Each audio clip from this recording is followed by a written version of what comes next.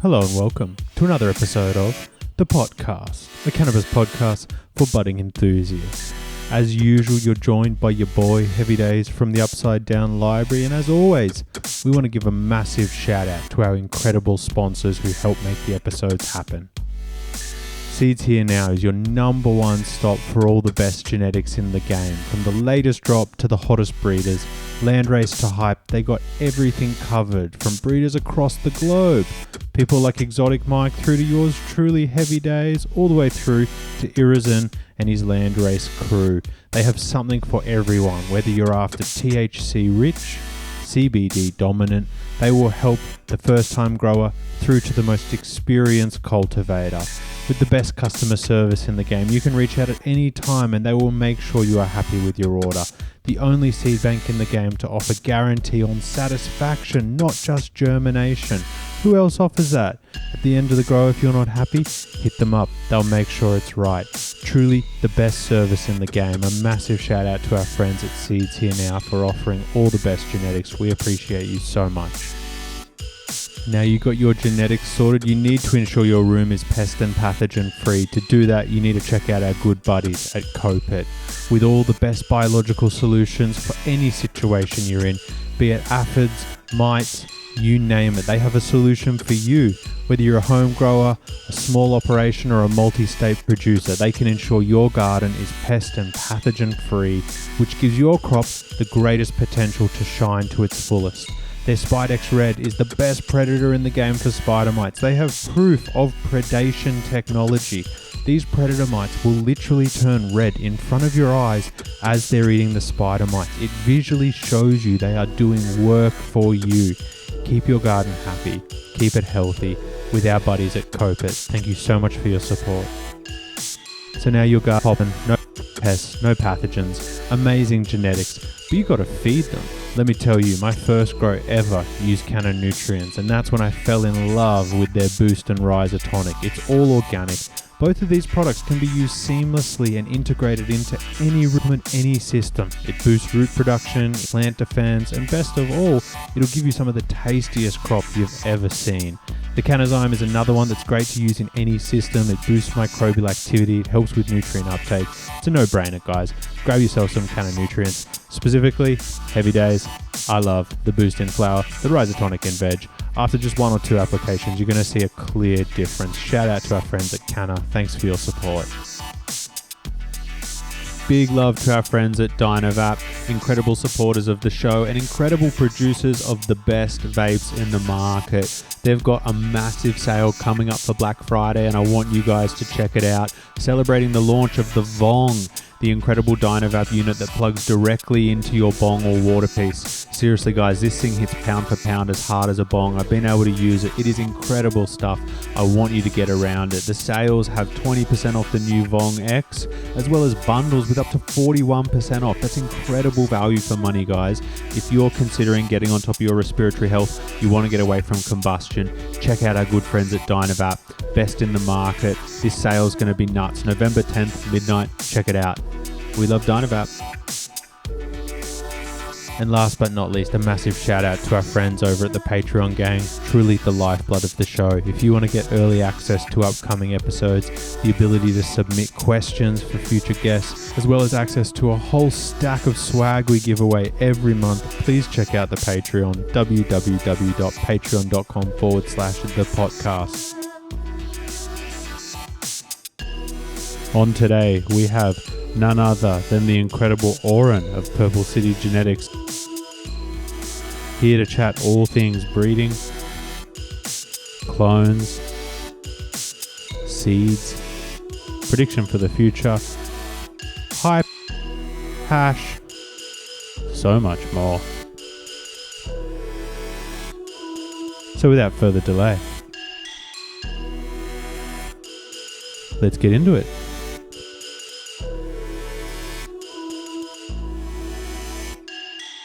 Alrighty gang, welcome back for another one. And on today's episode, we are grateful to have a massive mover and shaker in the scene right now. A group that's killing it across the board in terms of their genetic offerings, from sativa to indica, seeds to clones, based out of Oakland, California, and now going worldwide.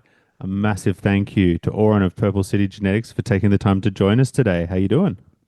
Nice, good to be here. Thank you for the introduction. Oh, look, it's the least I could say. We had Masonic on last episode for a repeat episode, so obviously we're talking a fair bit about hop varieties. Moroccan peaches came up a few times. I'm sure we'll get to that in time. But the first question I love to ask everyone off the bat: what are you smoking on right now? Oh, I mean, always a lot of R&D stuff. But I'm generally more of a sativa person. We just had this event called the Hall of Flowers, and this other breeder, Lempire, he gave me a piece of some kind of haze time skunk that was just very about this big and no body to it at all. But I've actually been smoking that this week and enjoying it a lot. It's kind of skunky, but also hazy and not super strong, but just kind of rare and enjoyable. Oh, beautiful stuff. And off the bat, a man after my heart. The listeners would be well aware. I'm a sativa dude myself. I'm really stoked to hear that. And as I was doing preparation for this interview, it became more and more apparent that obviously you're into sativas as well, because I saw, it makes up a decent part of your offerings, which is really cool. Why don't we start there? I mean, first of all, tell me a little bit about your experience at the Hall of Flowers. How was it? I think a lot of people who couldn't make it were pretty jealous not to be able to get there. I mean, I don't know. It's kind of sad. I mean, it's a slowly a dying event. I mean, I remember they're not doing any Emerald Cup this year. It's completely canceled. Hall of Flower used to be, I think, three pavilion halls. It's now one. Just it's always good to see people and to see some farmers and see some good flower. But it's overall, it just feels like a dying kind of situation out here in California. In terms of kind of the excitement and seeing people spend a lot of money on these booths. Everybody was in pretty small um, booths, compared to where we were at 5 years ago, where people were buying up, like whole walls of the pavilion halls. So, um, yeah, I don't know. It's always good to get out there, and then it's always a little bit of a taking the temperature of the industry, which is, not in the greatest health here in California. Totally. That was exactly my thoughts the last time I went to the Emerald Cup a few years ago. It was sort of sad to see what it had become and how much it had sort of downsized. And I share your sentiment. It's lovely to catch up with friends, but it's also somewhat of a bit of an eye-opening moment. And I had a question about that because a few years ago, I walked past your booth at the Emerald Cup, and like, to put it politely, I think there's a lot of people who would have killed to have the line you guys had going. I'm not sure if it was like that every year or if that was just a year you guys were popping, but every year it feels like there's a certain booth that's really killing it. And for me, that year, it was definitely you guys. I think this might have been even 2019 or even 2002. I'm trying to remember exactly which year it was, but needless to say, huge lines. I guess I'd be interested to hear, like, do you think that it's been the legal changes that have sort of changed that landscape, or do you think, it's like the events itself have just sort of changed a bit? Why do you think it is that we have this sort of slow demise of the cannabis events that used to be regarded in like such glory by all the legacy growers? Yeah. I don't know. I mean, part of it is it just slowly dying out in the countryside. An event like Emerald Cup was heavily attended by all the guys in the hills. And that part of the industry is like, slowly dying out. I mean, this year, for example, I was talking to guys who are like, I'll never pull tarps again. It's just not worth it. The price of a pound doesn't equal the amount of labor for me to pull my tarps. I'll do my full season, and that's easy. My inputs are less. But yeah, I just think in general, just to generalize, people have less to celebrate. And a lot of those kind of shows were like coming to celebrate, like, hey, let's go spend money on seeds. Let's go show everybody our flowers and let's go party for 2 days and rent a hotel room and have fun. And I think people are like, yeah, there's not a whole lot to be super excited about right now. And I think, yeah, I think it's an indication of that more than anything. I think in terms of the actual fairs, I think some of them have been a little, um, haven't been run and curated that well, and they've kind of brought on their own demise by not kind of having the right focus, being like, are we a venue for music? Are we a venue for suits and ties? Are we a venue for farmers? Like, what are we? And so I think that's diluted it a little bit, and people can pick that up. Um, but yeah, I think in California there's just a divide between the legal industry and kind of the traditional business, and the traditional business continues to just take a hurting, and it's less mom and pops out there doing it. Yeah, totally. I've had several similar thoughts myself over the years about, what exactly went wrong and what could have been done better. And I think undeniably, like the landscape's changed. Many of the factors you mentioned about sort of this idea that there's a bit of a race to the bottom with pricing of product, and that's really hurt a lot of the small scale farmers.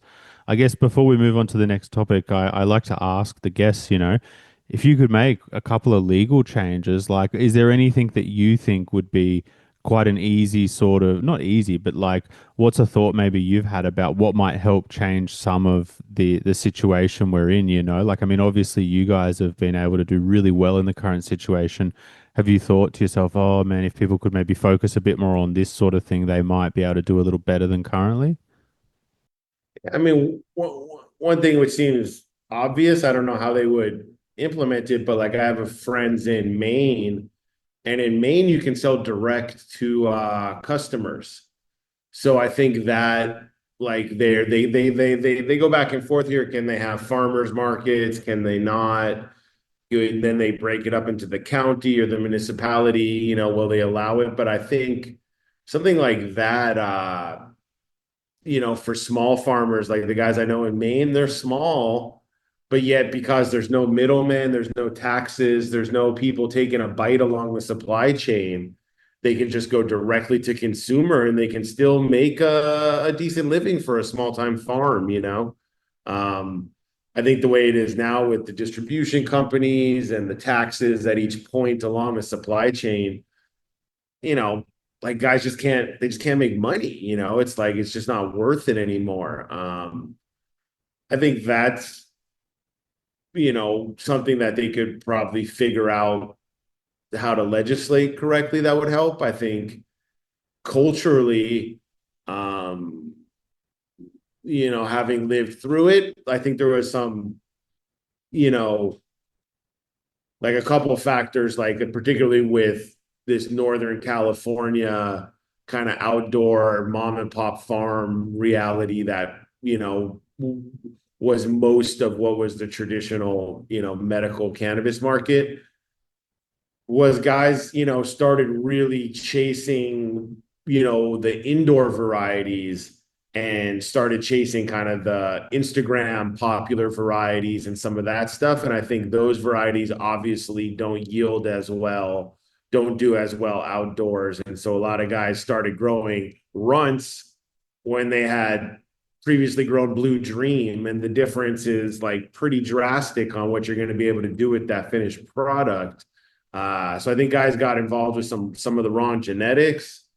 And then I think a lot of people in the hills too were just a little bit too kind of pirate minded, because that was the nature of the reality before, but they had a harder time kind of grouping together. And there was all these like initial kind of collectives of these valleys or this Mendocino Growers Association, but they could never kind of get a cohesive narrative that then they could bring to market for consumers. And I still think that it's a worthy thing to go after, because if Californians could all of a sudden export to other states, the story they should be telling is about these particular regions and the terroir and the the ecosystem. And similar to wine, you're like, hey, this is the best OG Kush grown in this valley. And I think that they've kind of missed that out by just being like, well, we better grow, runts, we better grow lemon cherry and chase what the indoor guys are doing, instead of being like, let's just build something separate. And real smokers will appreciate it and we'll find our way with it. Yeah, I mean, a little long-winded, but that's some of my thoughts. Hey, beautiful stuff. And I can already tell, this is going to be a great episode because, focus is going to be on genetics and terroir, and that's the stuff that we love a lot. And I agree with you, it does seem like a lot of people sort of chased what was popular. And another sentiment we've heard from people is that there's often that lag time, people plant runts, they plant lemon cherry, trying to offer that. By the time it's ready to crop, it's almost like the market's moved on a little bit. So it's almost like you had to be ahead of the curve in a sense. But thankfully we see that, like everything, things work in cycles, and we sort of are moving back to some of those old staples. It's lovely to hear, the names like OG and Blue Dream. I feel like there are growing demands for those varieties than what there was, say, a few years ago when we were at the peak of, Z and runs. But let's loop back to the sativa stuff we mentioned at the start. So I mean, I guess as a place to start with, like it seems like sativas are finally making a comeback to the mainstream, and your menus definitely reflect that. I see quite a few sativa offerings in the mix that, it's almost like it's not uncommon these days to hear phrases like sativa exotics, which is sort of like a new term, and it's cool because it incorporates this idea that we can have the best of what the new market wants, as well as, like, being able to offer sativas. To start off with, what sort of sativas do you like to smoke as sort of the everyday wheel? And what sort of stuff do you see from your lines or your perspective being really popular and making a comeback? Hmm. Yeah, I mean, I spent a lot of my childhood in New York, so I'm a big fan of like the New York hazes. They call Piff, but it's when I was a kid, it wasn't really called Piff. It was just haze, purple haze, brown haze, NL5 haze. There's just different hazes. So that particular like frankincense metallic haze is definitely like a terpene profile that I really love. And that, kind of lost track of out here in California for a while. And we've been slowly doing some of that breeding work. We have one called Midtown Haze that kind of nails that profile. But unlike the, predecessors like a Cuban Black Haze, which is 120-day plant, we're trying to get down to 70 days on everything we're doing with sativas. Um, Other than that, unfortunately, we still encounter, particularly on the indoor side, guys who don't know how to grow sativa. They have one program they run and it fits really well for gelato. But when they want to add some sativa SKUs, they're like, oh my God, these plants are huge. Oh my God, when are they going to finish? Oh my God, they're foxtailing like crazy. And it's like you can't crop steer sativa the same way you crop steer gelato. Um, so trying to kind of make them a little more grower friendly for this kind of, factory style of growing that's kind of more industry standard now, has been a big push for us on the breeding. And then, of course, for the same sector, it's like high THC. A lot of our favorite sativas, when we started running them and testing them, they're like 13-14%, and they're great, but that's not nobody wants to spend 85 days on a 14% THC sativa in the recreational market, So just been trying to bring up the THC levels, and make the plants kind of a little bit easier for the cultivation practice. I don't know, effect wise, I like most sativa. I mean, I like indica too. I like it all, but I'm pretty I'm quite a bit older than you are, I think. So I'm like, I'm also in a place where I'm really cautious of like the come down, and some sativas can launch me up so high that like when I come down, I'm like, wow, what was I doing? Like that was cool, but forgot where I was at, you know?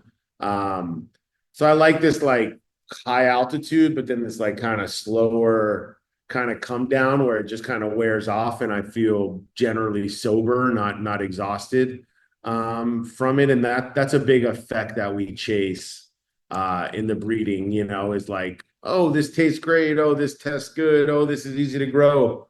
Well, what's the high like, you know, and then what's the kind of come down like on the other side of the high is a big thing for us, you know.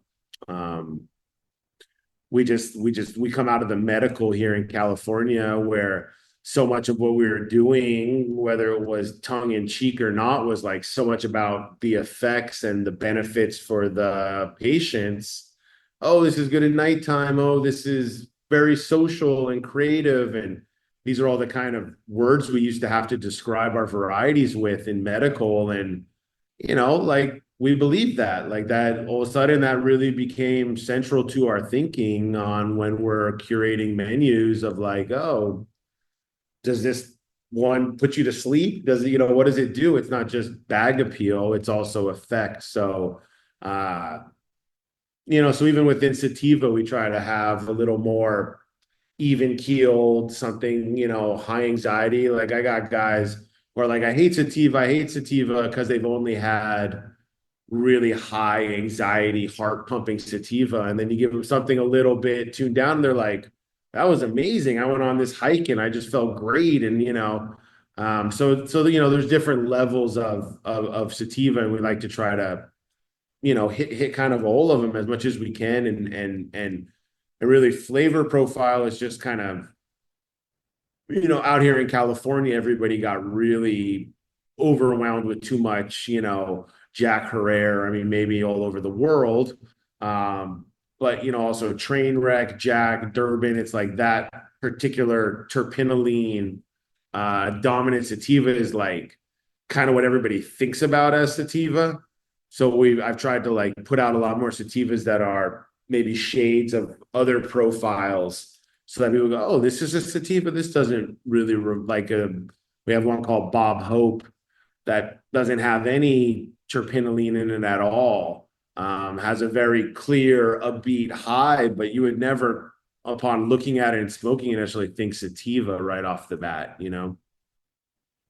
Yeah, look, you read my mind. Let's talk about Bob Hope. But before we do, I just want to quickly ask you because you touched on a really interesting point there, which is essentially the influence that like lab testing has on the landscape of growers and buyers. And I guess I wanted to ask you, you know, how do you feel that has affected the market overall in terms of I talked to people like my buddy Skunk VA, you know, he's a breeder and he also owns a dispensary and he sort of says, you know, most and this isn't just exclusive to him, you know, I hear this from lots of people.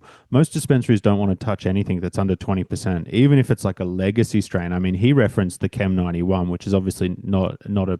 I mean, we suspect there's a bit of sativa in there, but you know, it's not the hardcore sativa we're talking about. But you know, it's undeniably a bit of a challenge, right? Some of these sativas, magical, you know, sort of enlightening and almost I almost want to say like life-changing effects because as you said you get people who think they don't like sativas, they try some of this stuff and they're like, oh my god, I didn't know that was possible. But sometimes the numbers don't always reflect that.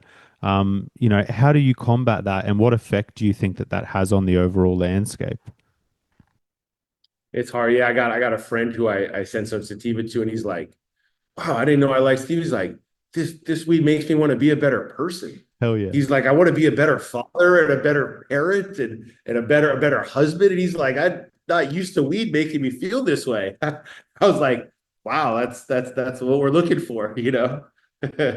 uh, but yeah, I mean, THC percentage, I don't know. I mean,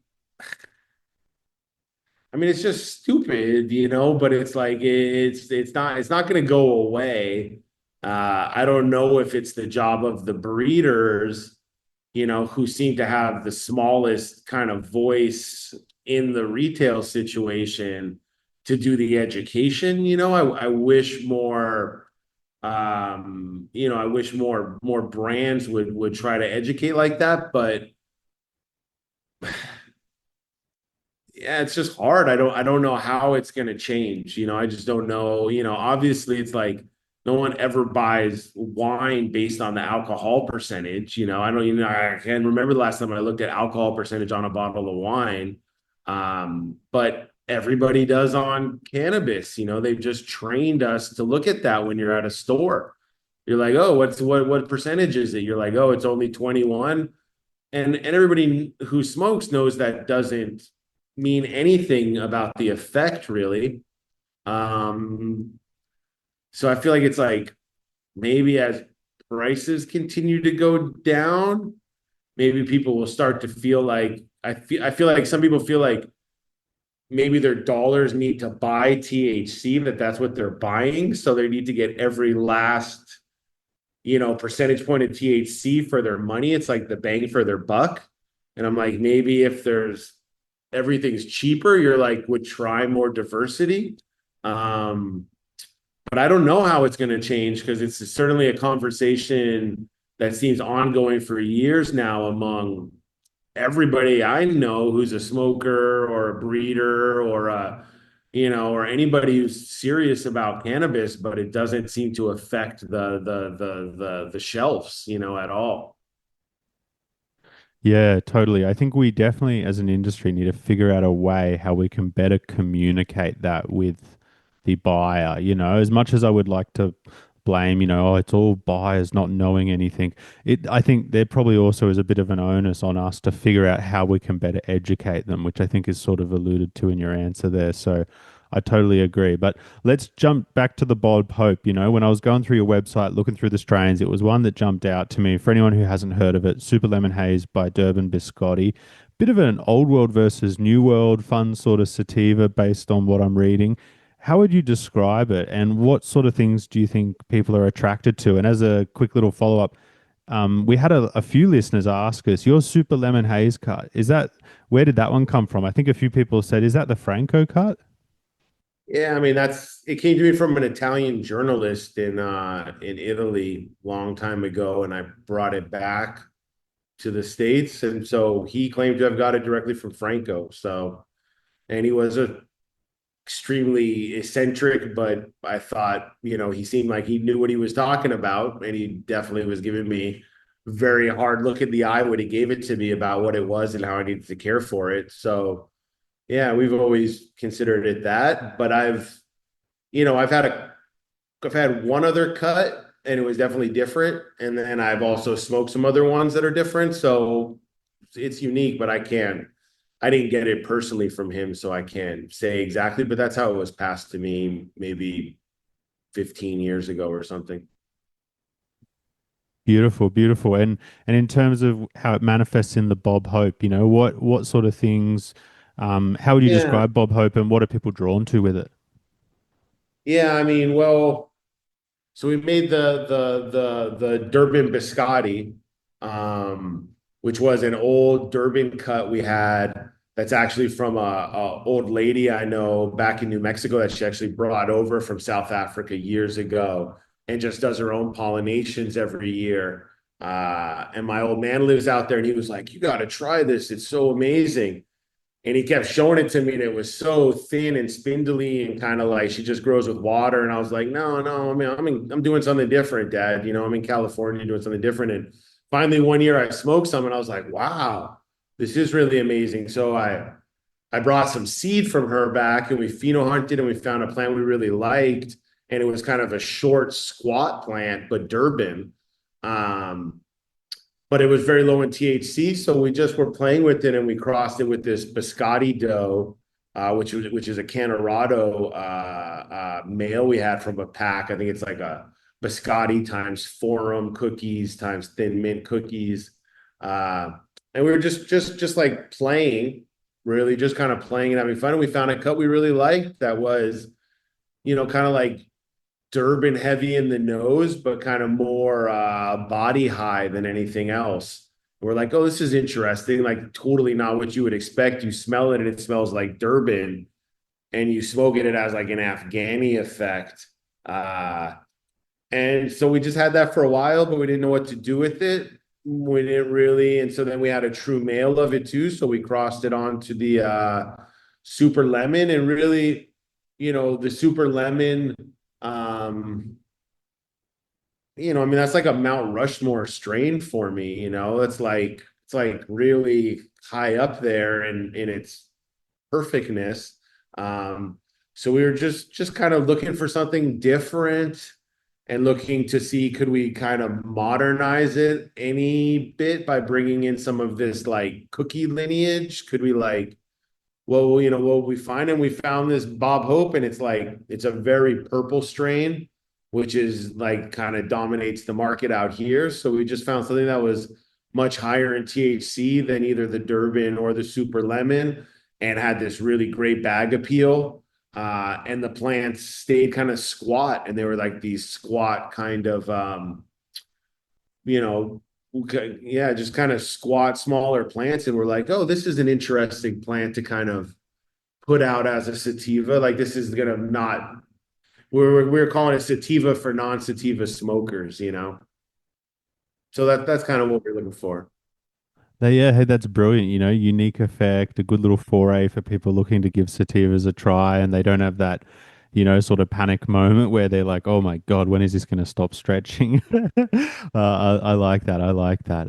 I guess on a similar sort of note, but slightly different. I really appreciated the mango mentality, which uses the mango haze, which to me is sort of like a line that feels like it's quite similar, like parallel to the Super Lemon Haze. Obviously in the episode we did with Shanti, he describes that Super Silver Haze is essentially a sister line to the Mango Haze. So there's a lot of similarities between like Super Lemon Haze, for example.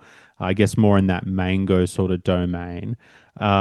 Tell me a bit about the Mango Haze you use. Do you find that it's comparable to the Super Lemon Haze? Do you like Super Silver Haze? You've said you're a haze guy. Tell me a bit about it.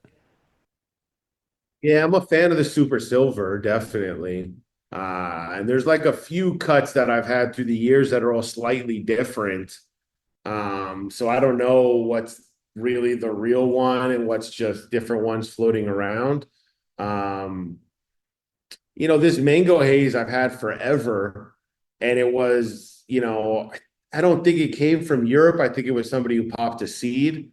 Um, and it was like one of these ones that was amazing effect. Like it was one of my favorite to smoke, but was like 12 weeks, I think, 11 or 12 weeks. And was just never that pretty. It had a nice mango smell, but was a little, I mean, it's like when people think sativa, sometimes they think like, like dad weed, or, like just kind of high times from the 90s kind of look, and it definitely had some of that look to it. So yeah, so we just crossed with this Gush Mints because we were trying to just see could what will first, what would it be? We were going more on like the hybrid side. Could we find a hybrid? Like what could we we just started crossing Gush Mints with a lot of stuff, because Gush Mints is a just a beast of a production plant, particularly for the climate outdoors in Northern California. It's just super easy to grow. It's like we made that plant trying to kind of make a Blue Dream style plant for outdoor farmers, that could compete in the rec market. Like, hey guys, don't grow runts, grow this. This will keep you in business. Um, yeah, when we got to the mango, we did see quite a bit of diversity, but the one that made it as the mango mentality, just it kind of kept the mango terp and it kept the high, but it just came down to being, 65 days, 70 days. And we're like, wow, this is kind of what we were looking to do with this plant. Um, that one still is like, guy sent me hilarious photos of trying to grow that on like a double tier, where it's going like around the tier and up the other side, and like that would definitely stretches like three times as much once it goes into flower. People are just not ready for it. I love that. That'll keep you on your toes. That's cool to hear, and I love that you touched on the gush mints. We'll talk about that in a moment because that's another one that caught my eye. But before we get there, we had a number of listeners who were really interested in the 1987 or 1987. I'm not sure how you pronounce it, but for people not aware, this sounds like a killer sativa offering, a cross of like Fort Collins Cough, Cali Mist, and some super silver sour diesel haze in the mix there on both sides. Tell us a bit about it, and which of the hybrids that you've made with that one do you think sort of have the most potential in the commercial setting? Yeah, I mean, I that plan I really love. I mean, that's like some of these other ones are like us, you know, like the mango mentality. It's like one cross we basically made and found a plant we really liked and high THC and all this stuff. The 1987 is like a long-term project that we worked on and off again for I don't know 4, 5, 6 years working on it pretty steadily to try to find exactly what we were looking for. Yeah, I mean, there's the initial crosses, the super silver sour diesel haze crosses come from another breeder called Grit, who's a black market kind of breeder guy who's I met through another friend, and he mostly works on cushes, and I met him through this other guy who's doing headbands and cushes, and I was telling him, oh, I love sativas, blah blah blah. And he's like, oh, let me send you some of these seeds. So I think the initial time we popped them, we really didn't find anything. Everything was just too crazy, just too sativa for us. At that moment, we're like, oh my God, like we're in the middle of rec cannabis and or my team's like, why are you popping 20-week varieties and stuff, man? You're fucking crazy.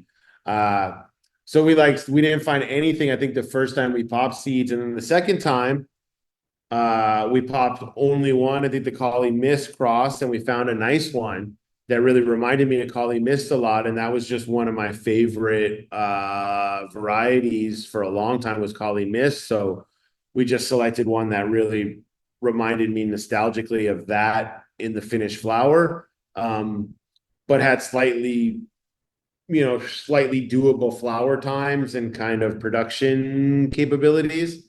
And then we waited a while, and then we went back into the Fort Collins and popped those. And I was just like mostly doing it just for head stash stuff. And then that time too, we found a good one that was still too long in flower time, but had the right kind of terpene profile. That Fort Collins cough is also similar to like the Cuban black. It has that similar kind of metallic kind of haze thing. So we found one that was really, really loud and distinct. And so I was telling this Grit guy about it, and I was like, hey man, you want these? He's like, you should cross them together, cross them together. That's what you need to do.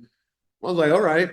So I had these were all not feminized.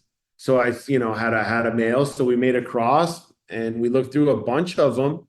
And the 1987 just stood out as the one that tested super high in THC was one of the reasons we got it. Cause a lot of the stuff that we were liking, like I think even on those initial pheno hunts, we didn't even send anything for lab testing because it didn't matter. It was all just a little too wild.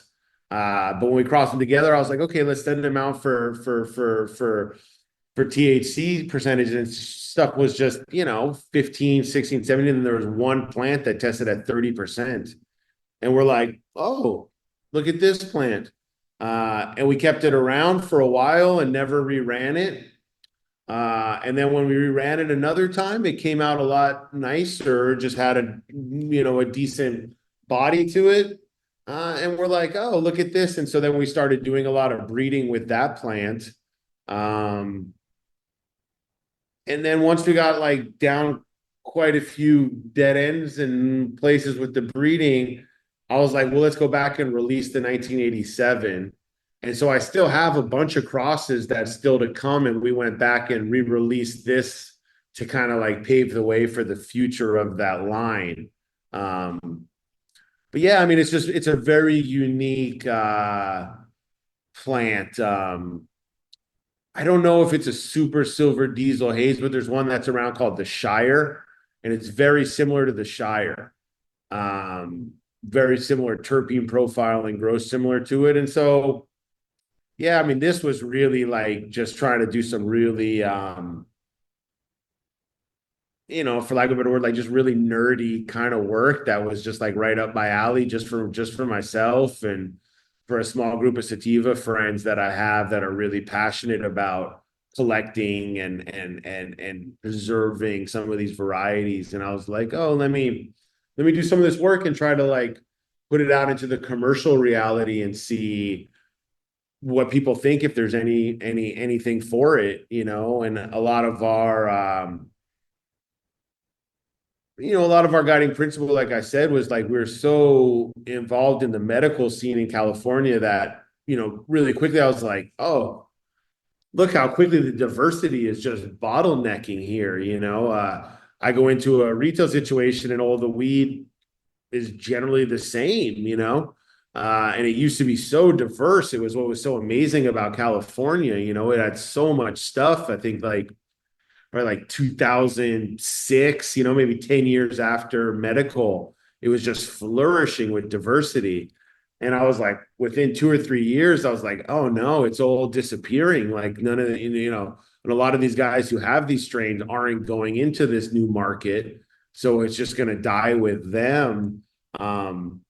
So 1987 was like our attempt to be like, hey, let's at least take a little niche of some of these kind of plants and see, can we make them, even if they don't end up kind of as modernized as Bob Hope, can we just commercialize them a little bit more? And maybe all we have to do is turn the THC up. Maybe somebody will grow a 10-week variety if it tests at 33%. Maybe that'll bring people in to try it. So that's kind of like the intention around that line.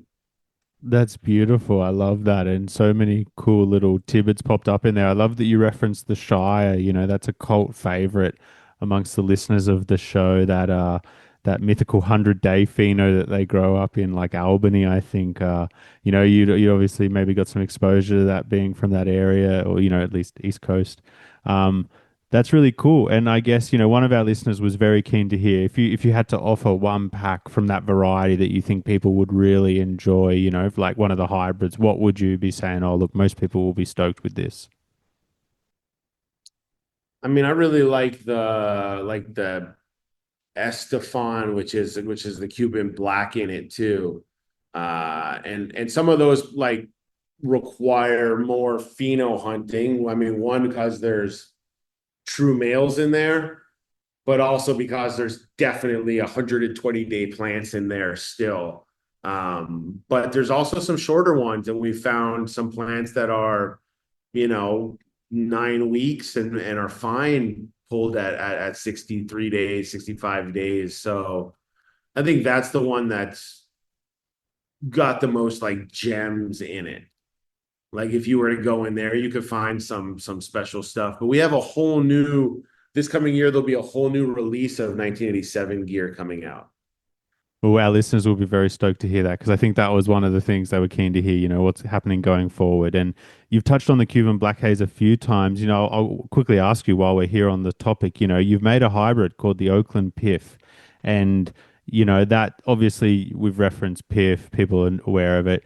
I was curious to ask, what's your thoughts about some of the other, because Cuban Black Haze, people often say that's pretty similar to the A5. If you're familiar with the A5, it's more of like a Colombian sort of leaning pheno, whereas like the C5 is typically considered more like Thai dominant. Have you tried the A5 and the C5? I've never tried C5, but A5, yes. Beautiful. Okay. And do you lean out of, I guess, in terms of the haze expressions, there's heaps of different stuff that can come out of it. Do you find that you like the Thai leaning stuff where you get that more terpenoline dominant representation? Do you like the A5 sort of stuff where it's, as you said, more like metallic-y? Some people say even a bit like meaty. Yeah, I mean, for me, for terp profile, yes. For effect, I don't know. Some of that Southeast Asian stuff is really amazing for the effect. But if you're talking about taste, I like that yeah, like meaty, like it's almost like blood or like, licking a penny or something, that kind of a terp profile. And I do like that. That's my favorite. I like, especially like walking back into a room with the smoke. I love that smell in a room so much. Um, but like some of my favorite varieties for effect, like some of the Vietnamese stuff, I love the effect. I think that's some of the best cannabis out there, and it's really hard to come across and find in a commercial kind of way. I'm right there with you. Life-changing moment when I got to try some Vietnamese number seven from Bodhi. It was truly special stuff. And as you said, that sort of incensey smell when you walk back in the room when someone's been smoking haze is a beautiful, beautiful scent to be greeted by. But I guess as we wrap up the sativa chat for at least the moment, what sativas are you most excited about, and what would be your favorite overall sativa from your offerings? I mean, my favorite sativas like out in the sativa universe. Yeah, yeah, you can give a few. I don't know. I mean, we've been working for a lot of years, and we now we crossed it into the 87 collection putting out, but we worked for a lot of years on Oaxacan hazes. So I had a bunch of seeds, some like wild selected ones, like friends who brought back from buying weed down there, to other cuts I got from people. And I really like the effect on that stuff.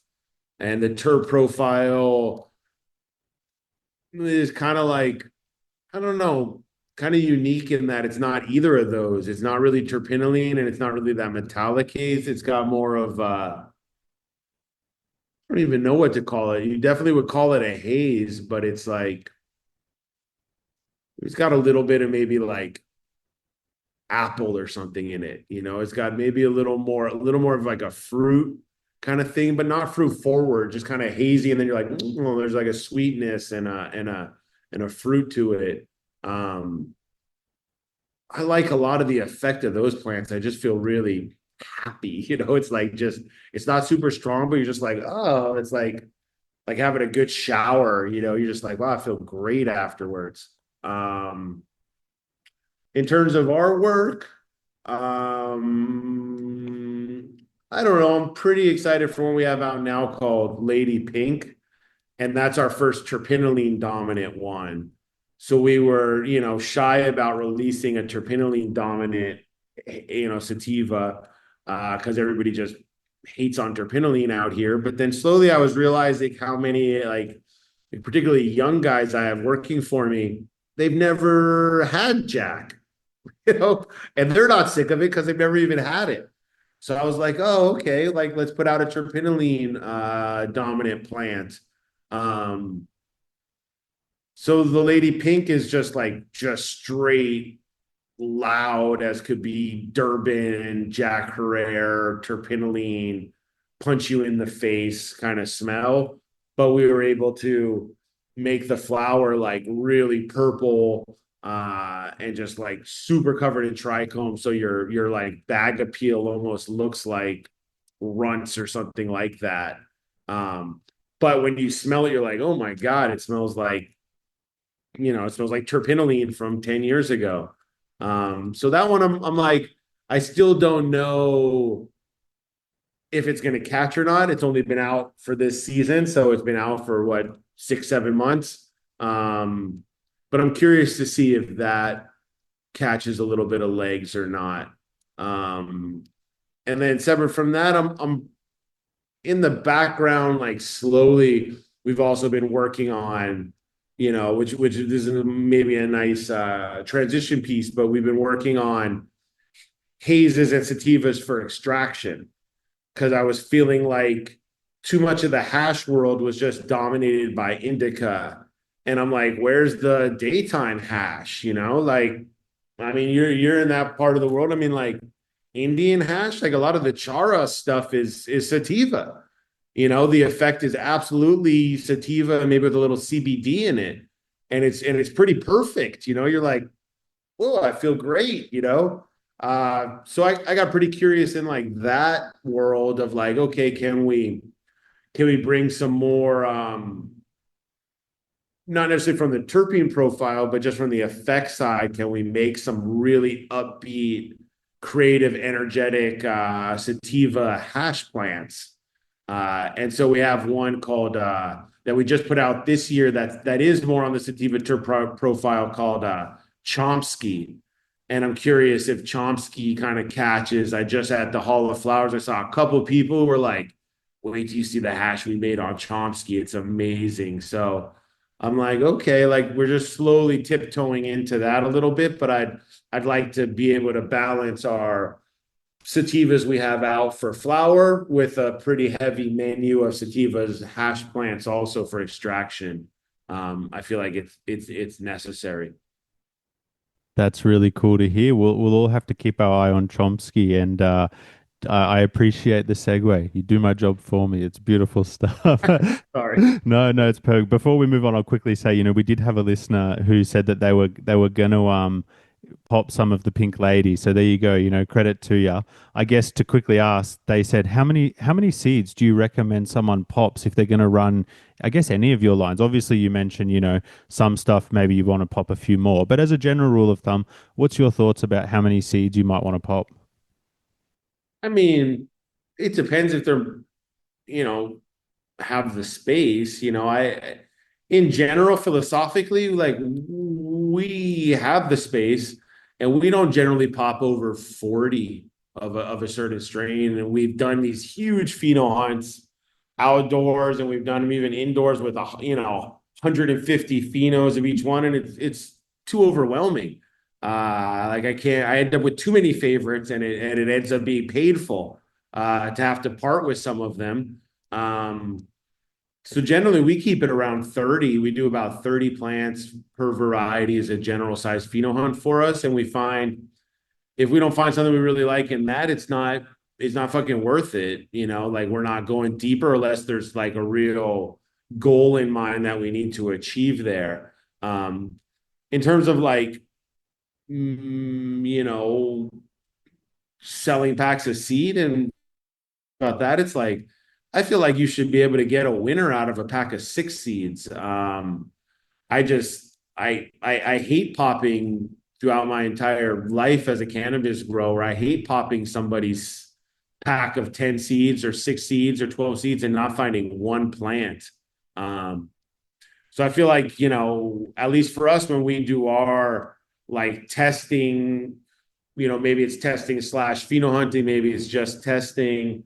Um, if there's not at least two out of every six, um, maybe even more, three out of six, like we don't usually release it at that point, unless there's something particularly good about it, like Moroccan Peaches, for example. That seed's pretty wild. There's like a lot of fucking phenos in there, but the winning phenos are super amazing. So we're like, okay, we can release this gear, even though it's not, even though not every pheno is amazing for us. Like there's amazing enough things in here for people to find. So I don't know, that was a little bit long-winded, but I feel like if you can't find something in a pack, the breeder probably shouldn't have released it.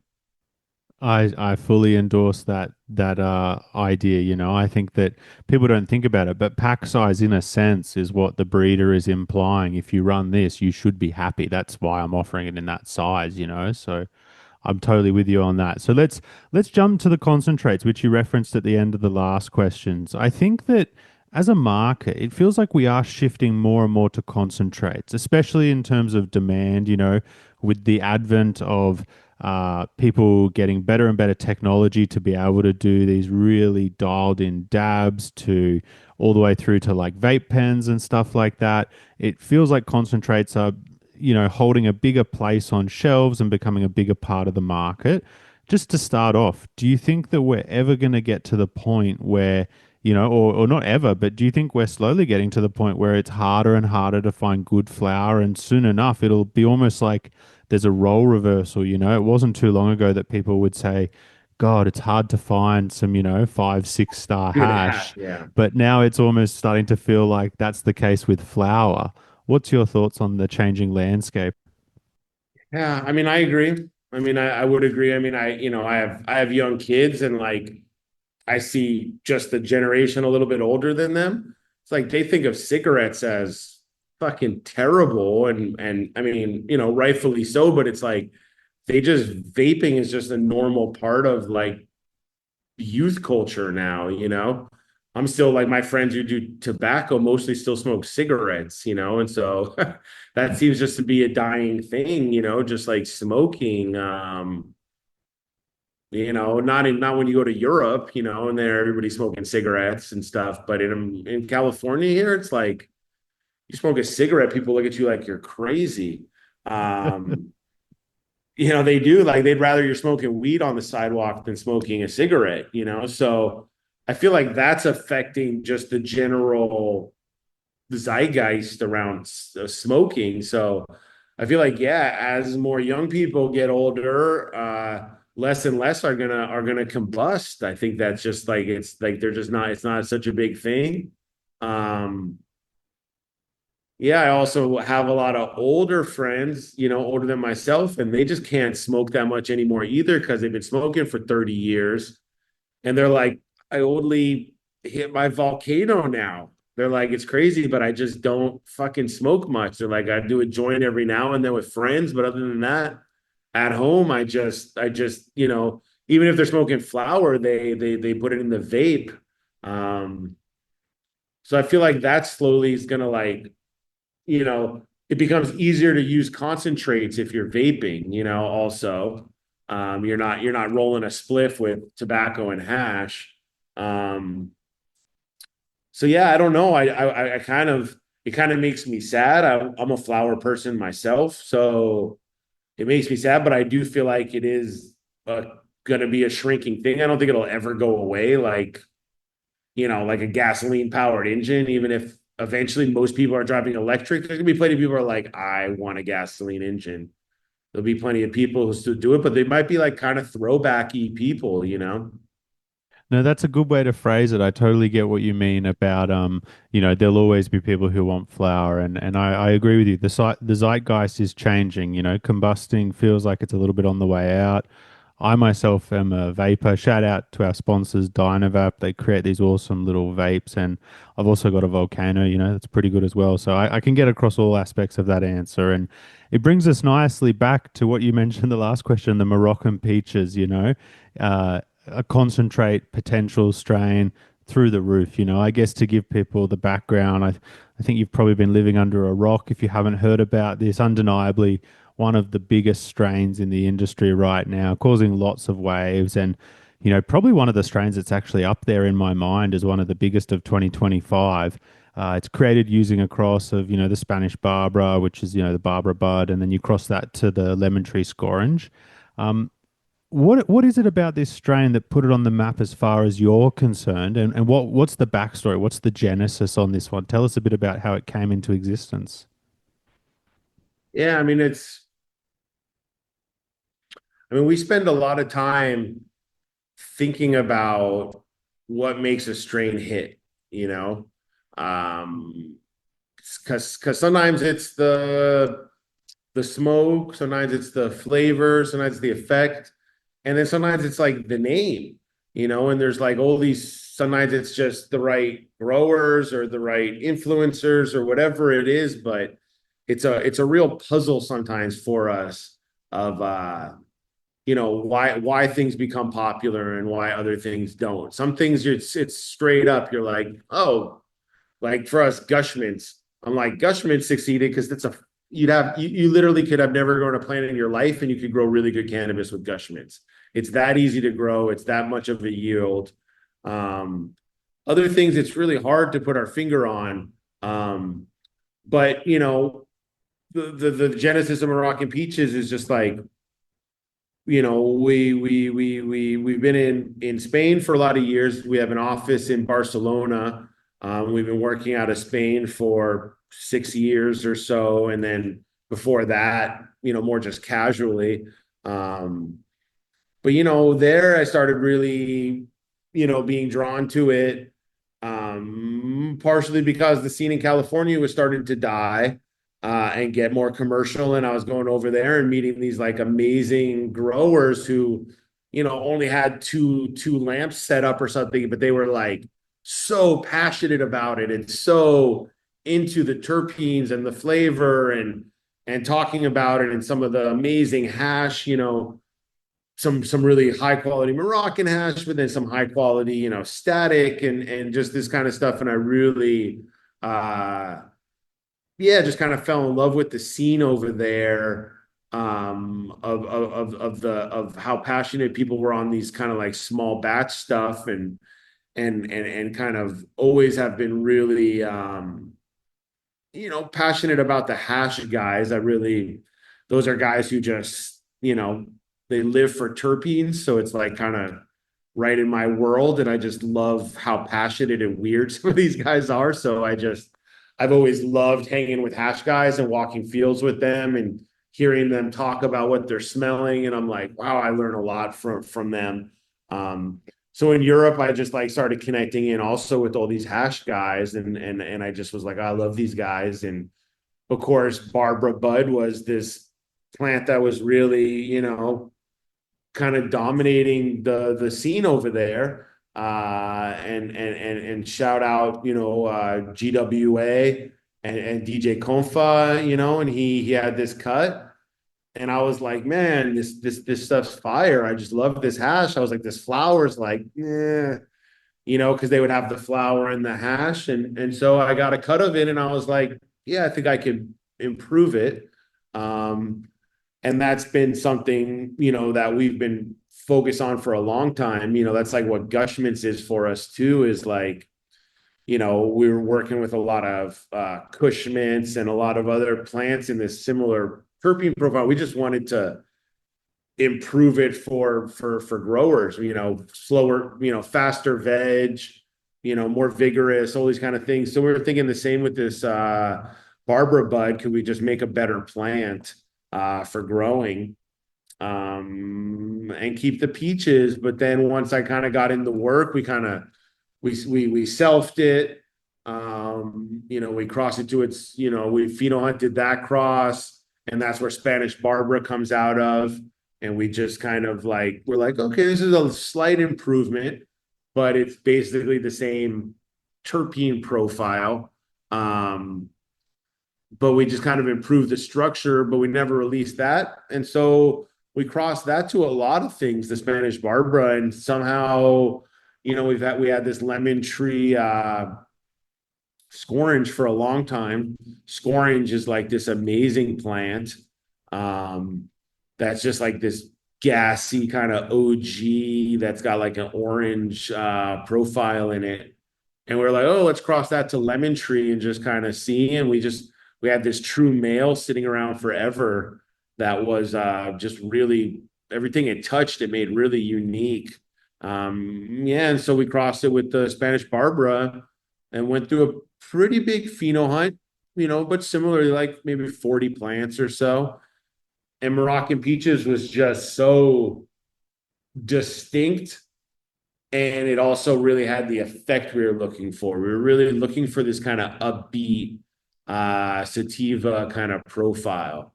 And so it just checked both those boxes, and we're like, yeah, let's run with it, and let's just keep iterating on this kind of idea of Spain and Morocco. And we got a lot of friends over there in Morocco running pretty big farms and just kind of really into the culture of the outlaw hash maker. And so we're like, yeah, let's name it Moroccan Peaches. And I think the name has helped it a little bit catch, but the profile's definitely really, really unique and, mouth staining, and definitely my most hardcore hash smokers here were definitely like, initially were like, it's a little too sativa for me.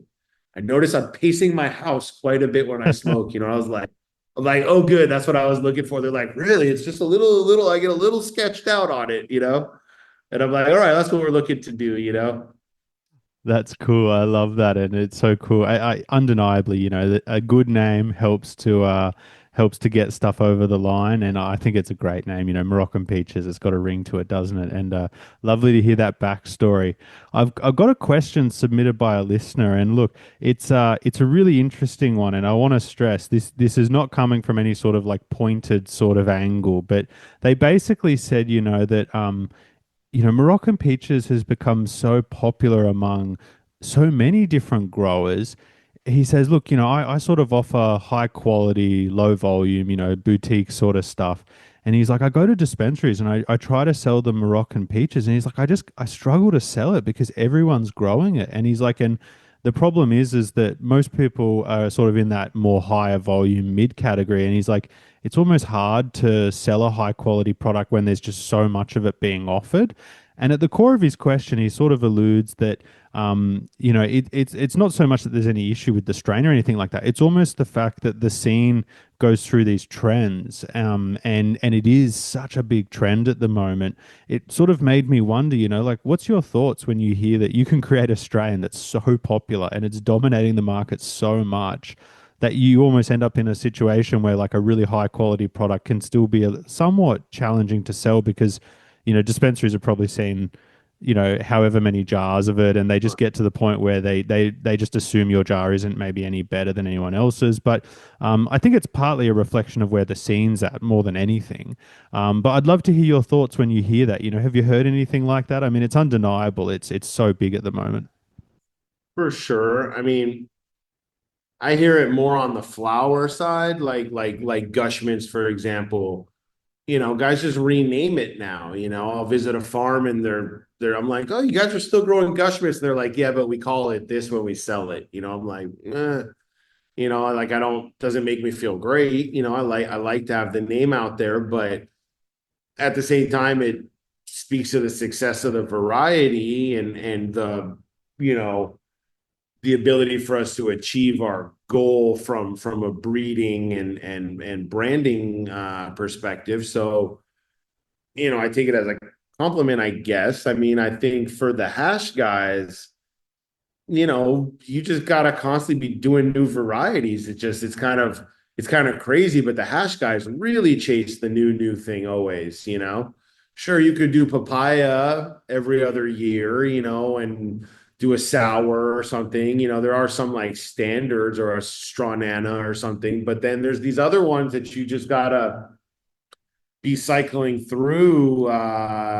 It's part of what makes the hash world exciting from a consumer standpoint, but it's part of certainly what makes it shitty as a grower, a hash maker. Yeah, I don't know. I mean, you know, I think it could be a sign of where we're at now, but it's also kind of how cannabis, in my mind, has always functioned at market. It's like out here, California, like, OGs were popular, right? I mean, everybody would just bring packs of OGs, so the dispensaries would just give them a name. Well, okay, that one's SFV, that one's BTY, that one's this. Whether it was or not, their buyer in the back would just throw a different OG name on it, and they would sell it on the shelf like that. And that's just the nature of that. They were like, wow, it's a good batch, we better buy it, but we already have it on the shelf. Let's just give it a different name and put it out there. So I feel like it's unfortunate that happens that way, but that seems to just be my experience in cannabis this whole time. Yeah, totally, totally. And it reminds me of, just a few years ago when Mac was all the craze, you'd have people saying, Mac's not good. And I'd be like, well, if you had a really good batch, it's really good, in my Yeah, opinion. it And is. it is the thing when everyone's running the same strain, you inevitably get a distribution of quality, and a lot of it is in the middle, and it can just make it harder to find that stuff on the upper echelons. But you mentioned a few cool things in that question, and the Straw Nana came out. You've done a Straw Nana S1, which I think is a really cool offering because over the years, Straw Nana has gained a reputation as being a really nice concentrate producer. I've seen people like Bloom and many others utilize it in a bunch of their breeding, and it sort of to me was interesting because it represents almost you branching out in an aspect. Like for people who don't know, you do fems, you do regs, and you do autos, which is really cool. We'll touch on that a bit later. And you do clones. So you're really covering the whole gamut, which is really cool. But I almost felt like, in a sense, you were branching out yet again by doing an S1 because this was, Straw Nano comes from, Reserve Pravada slash the DNA guys. But they don't like really do a lot of S1s, especially not with the keeper cut that goes around. And so it's almost like a recognition that this particular pheno is superior, at least in concentrate production. And you're making something available to the market that otherwise wasn't really available. What is it about the Straw Nano S1 that drew you to it besides just, it's just good for concentrates? And, what sort of stuff do you think it can offer people if they were to grab it? Yeah, I mean that's a good question. I mean, I think going back in our history, initially a lot of our seed production was just S1s, mostly from the fact that we collected so many genetics. We were always being given genetics and hoarding them. And at a certain point, back 15, 20 years ago, we were moving spots a lot and things were, in a lot more flux, and we would lose a lot of genetics I mean, we had raids, we had so much problems, burglaries, that we would want to, we just constantly had a tent up that we would just do S1s of special stuff just to catalog it. And then when HLVD started too, and we started seeing that, we're like, oh, we better back everything up into seed, or it's gone. And I'd say most of it did disappear before we could S1 it. We probably lost 60% of what we were carrying for previous generation there. But to the Straw Nana, it was just one of those ones that we S1'd along with a bunch of other stuff. But like you said, we just thought it had a lot of value out in the market. It just seemed to be to us, particularly like looking at curating, hash menus. We're like, this is a staple. We did like a papaya S1, but the papaya S1s aren't that good. There's a lot of just retarded small little plants. And the Stronana S1s were good. I mean, some of the plants are maybe a little too big and get a little too, there's some weird sativa stuff that can happen in there. But generally we just S1'd a lot of our favorite hash strains just to preserve them for future breeding for later. And that was one that every time we popped them, we're like, these are really consistent and these are really nice. Like we should put this out. Yeah, brilliant, brilliant. And let's piggyback on that into just some other sort of breeding based discussion, which is, as I just mentioned before, you do everything, fems, regs, autos, clones, S1s. I guess to start off with, what do you enjoy one of them more than the other? Because some people are like, oh, I really like making regs. Other people are just a bit more agnostic. And do you think that there's a difference? Do you think that someone who's good at breeding one type is theoretically like, are the skills transferable, or is it a unique skill set for each one? I mean, I think the skill is transferable. I think it's just at least, I mean, let me quantify it, I guess. Like if you're really coming from a science background, maybe you have a preferred way of breeding, and like looking at the traits. But if you come from it from like a cannabis background, it's really your relationship with the plant that's guiding your breeding. It's really like your likes or your observations or the particular market needs that are around you, that you're trying to fulfill. So you're not like necessarily coming at it from like, let me do this breeding project for 5 years to maybe accomplish, X.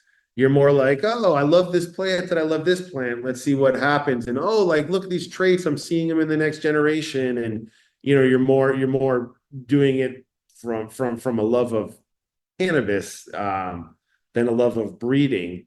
Um, that being said, I'm pretty agnostic, and I think if your love is cannabis, you could do all of them. There shouldn't be anything that holds you back from doing them all. For me, they just have different usages. I mean, I find regular seed often to be, like, historically speaking, of popping other breeders, just really unpredictable, and not finding enough winning phenos in people's batches.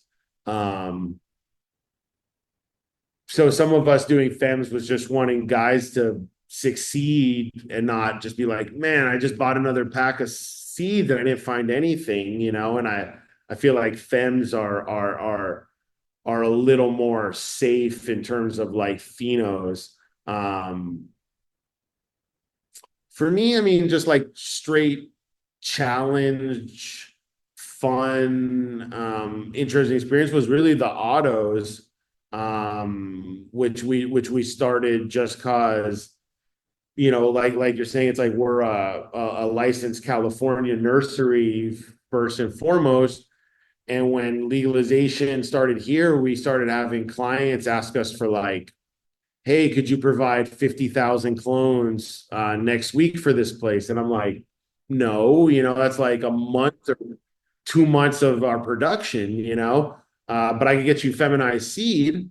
And so I started selling feminized seed to some of these bigger farms and started to like, I'm really interested in the agricultural side. So I started like spending a lot more time on the farms and being like, oh, that's cool how you're, you know, figuring out how to use this machine to harvest for fresh frozen, or those guys are figuring it out too. They're like making it up as they go. And I love that about cannabis. We're just like kind of figuring it all out. So I spent a lot of time on that, on big farms here in California, 40, 50, 60 acre farms. And they really had a need for these auto flowers.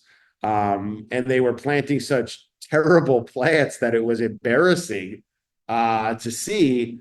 So we started, and we gathered a lot of autos out of Europe, and brought them over. What all my friends were telling me, oh, these are the best, these are great, these, check these out. And it just started where it was so crazy. No two plants were the same. Some stuff was 8 inches tall, and some stuff took 140 days to finish as an auto flower, and it was just so everywhere. And like we just put a lot of effort and did a lot of like, we didn't create any media out of it. We just weren't geared towards media creation, but it's like we did these huge fields and huge pheno hunts and just like ton of time to really like narrow in on our strains that we like and our focus. And now we have autoflowers like regularly test over 25%. There's like two phenos. I used to bring them in and I would just like leave them on the table in the break room, and like no one would take it home to smoke it, and people would be like, that shit's garbage, and now I put it out there and people take it. They don't even know it's autoflower. They'll be like, what is that? Is that greenhouse grown? What is it? And so I'm like, that one's, I have a lot of pride in, because we really started with just garbage. Like I wouldn't smoke any of it. We wouldn't, nobody was excited. People are like, what are we doing? Now we've been working heavily the last 2 or 3 years on like our El Creme, which is our extraction stuff for autos. So we have like autos, 3-4% steadily. And that's kind of just been a huge focus. The trichomes haven't been good on autos for washing. So that's like so many generations of just working with it, and you can't keep a clone. So you always have to do these like bigger pollinations. So that's been like a fun project to work on. And we went like deep in. For a while we hired some scientists and worked with breeders, and we went and did like some genetic markers. We went down all those different roads, and at the end of the day it was a waste of money to some degree, but we learned a ton. It was like a lot of fun. That's cool. I love that you're sort of having fun with it, exploring and learning as you go. And we'll touch on the El Cream in a little bit, but I wanted to quickly ask you, because you you mentioned offering the 50,000 clone, or someone asked for 50,000 clones. And let's quickly chat about that for a moment. So, like, obviously you guys are crushing it in the clone game for a while. Tell me a bit about how you sort of started out the clone bank. Was it just that sort of situation you described that sort of stimulated the creation of it? And where did it come from? And tell me a little bit about your tech. A lot of our listeners were really keen to hear, are you guys just snipping and putting it in CloneX, or like, what's sort of your tech that you're using for clones on mass scale? Yeah, I mean, when I first started in medical cannabis, I worked for a huge nursery. We worked for the first, a lot of my employees, I got a couple guys with me, and we've been together almost 20 years. And then previous to that, we all worked at a nursery that was like the first big nursery in California. Um, and they ended up, going through some raids and people getting in trouble and all that stuff. It was a different era. But that kind of inspired me a little bit to be like, oh wow, that's a whole different business model.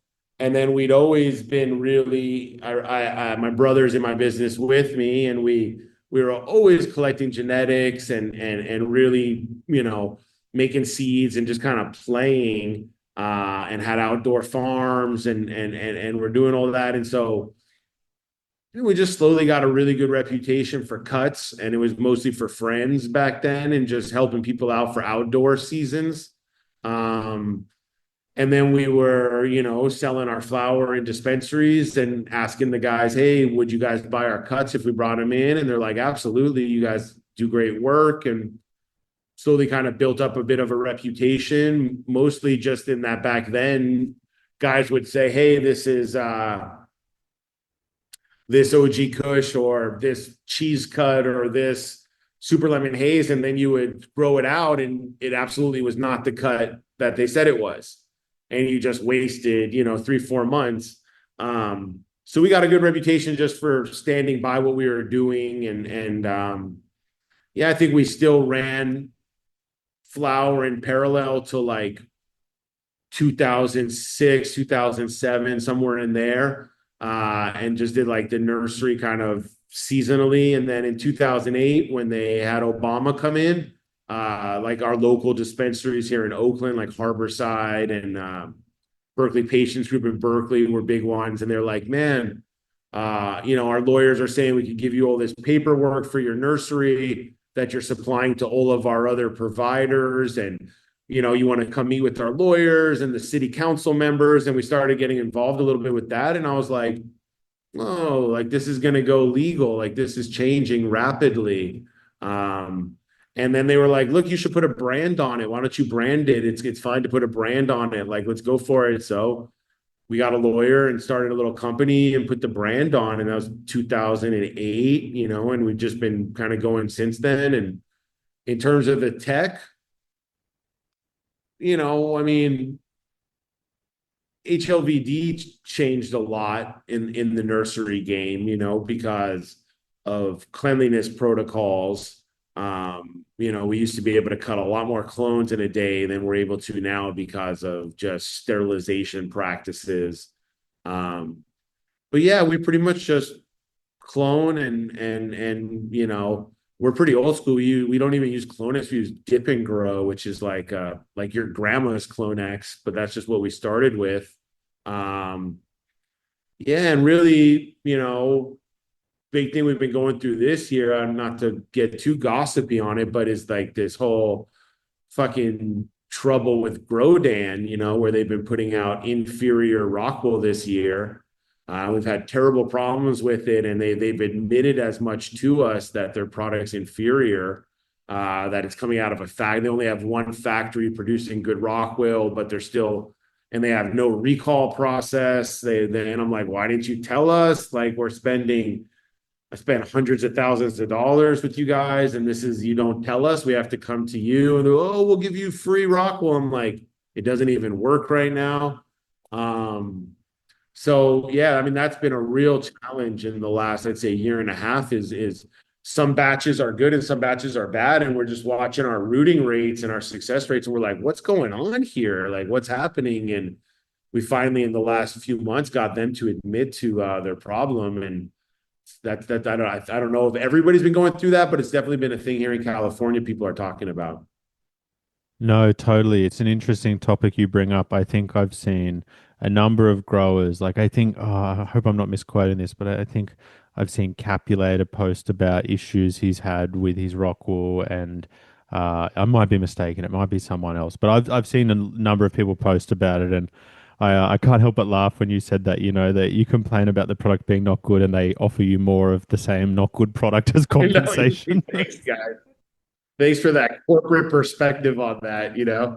Right. Yeah, yeah, yeah. No, and hey, that's another issue with the evolving landscape of it all. And I can already tell we're gonna have to get you back for a second episode, where we've got so much we could talk about. But before we touch on the Rockwell stuff, I want to loop back to the clone bank for a minute because, there's so much interesting stuff going on there. And I guess one of the questions I wanted to ask you is I feel like it's undeniable that you guys are one of the bigger players in the scene in a good way. People want your stuff. And one of the listeners asked a really interesting question, which was, have you ever noticed how big of an effect you guys have in terms of like, lots of people running your stuff or just sort of having an idea? I mean, maybe you notice it when you just look at your sales and you're like, yeah, undeniably, we're crushing it. But I guess like the interesting comment that one of the listeners made was that they sort of feel like so many of the varieties you offer are really good washers, and obviously you've got specific stuff that's good for that. But even, I think they were sort of alluding that even some of the stuff that's not being marketed as that is still good for washing. And they sort of ended up saying that, the facility they work at that grows, they're almost like we want to run Purple City Genetics because everything washes great, and even if the flower run doesn't go to plan, we can just wash it. And it's almost led to this sort of idea that everything needs to be able to wash because if things don't go to plan, there's a backup. Have you Yeah. noticed that yourself at all?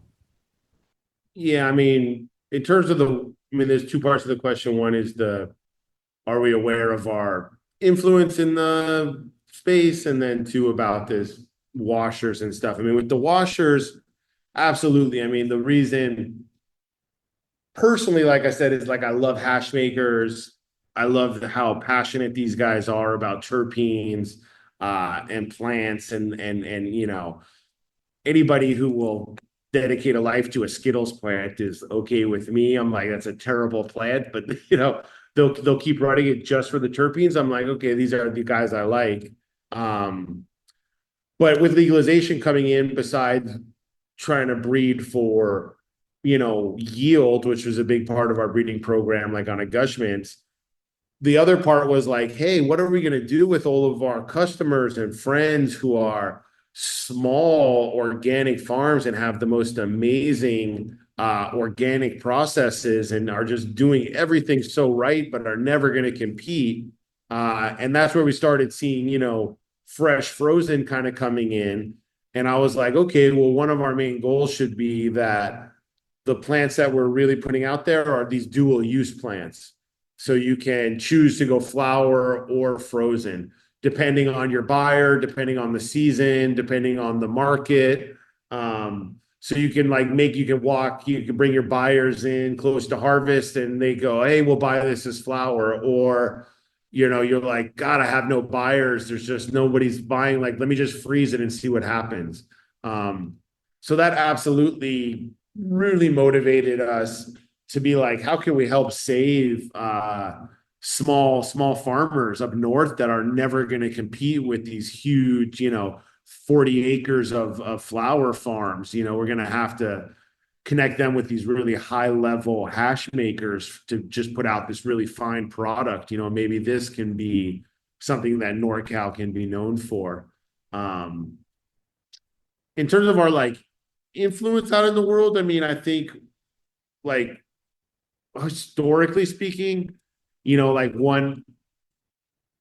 like especially with the guys we've had for 10 years or more in the company, like we realized how many plants were going through our hands out into the world, a long time ago. But one funny one was like cookies.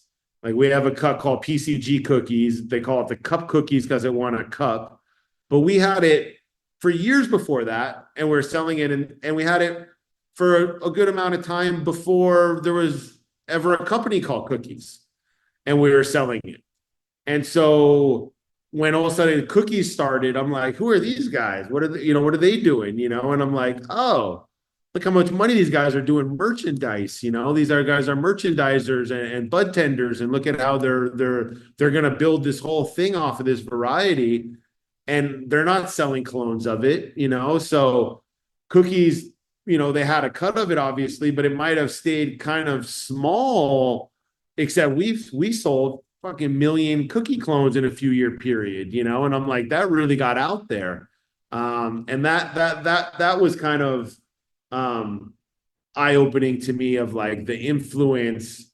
Before that it's like Green Crack and Blue Dream, and even before that Afgoo, and just certain real California strains that we would do for the market. But cookies really, I think came in parallel with Instagram, and then with legalization starting and Mylar bags and like this whole kind of movement. I'm like, oh, like we touch so many plants, like we have a big influence on what people grow and smoke. Like it just became apparent. Like we got cookies from a UC Berkeley professor woman who was in her 60s who was a grower.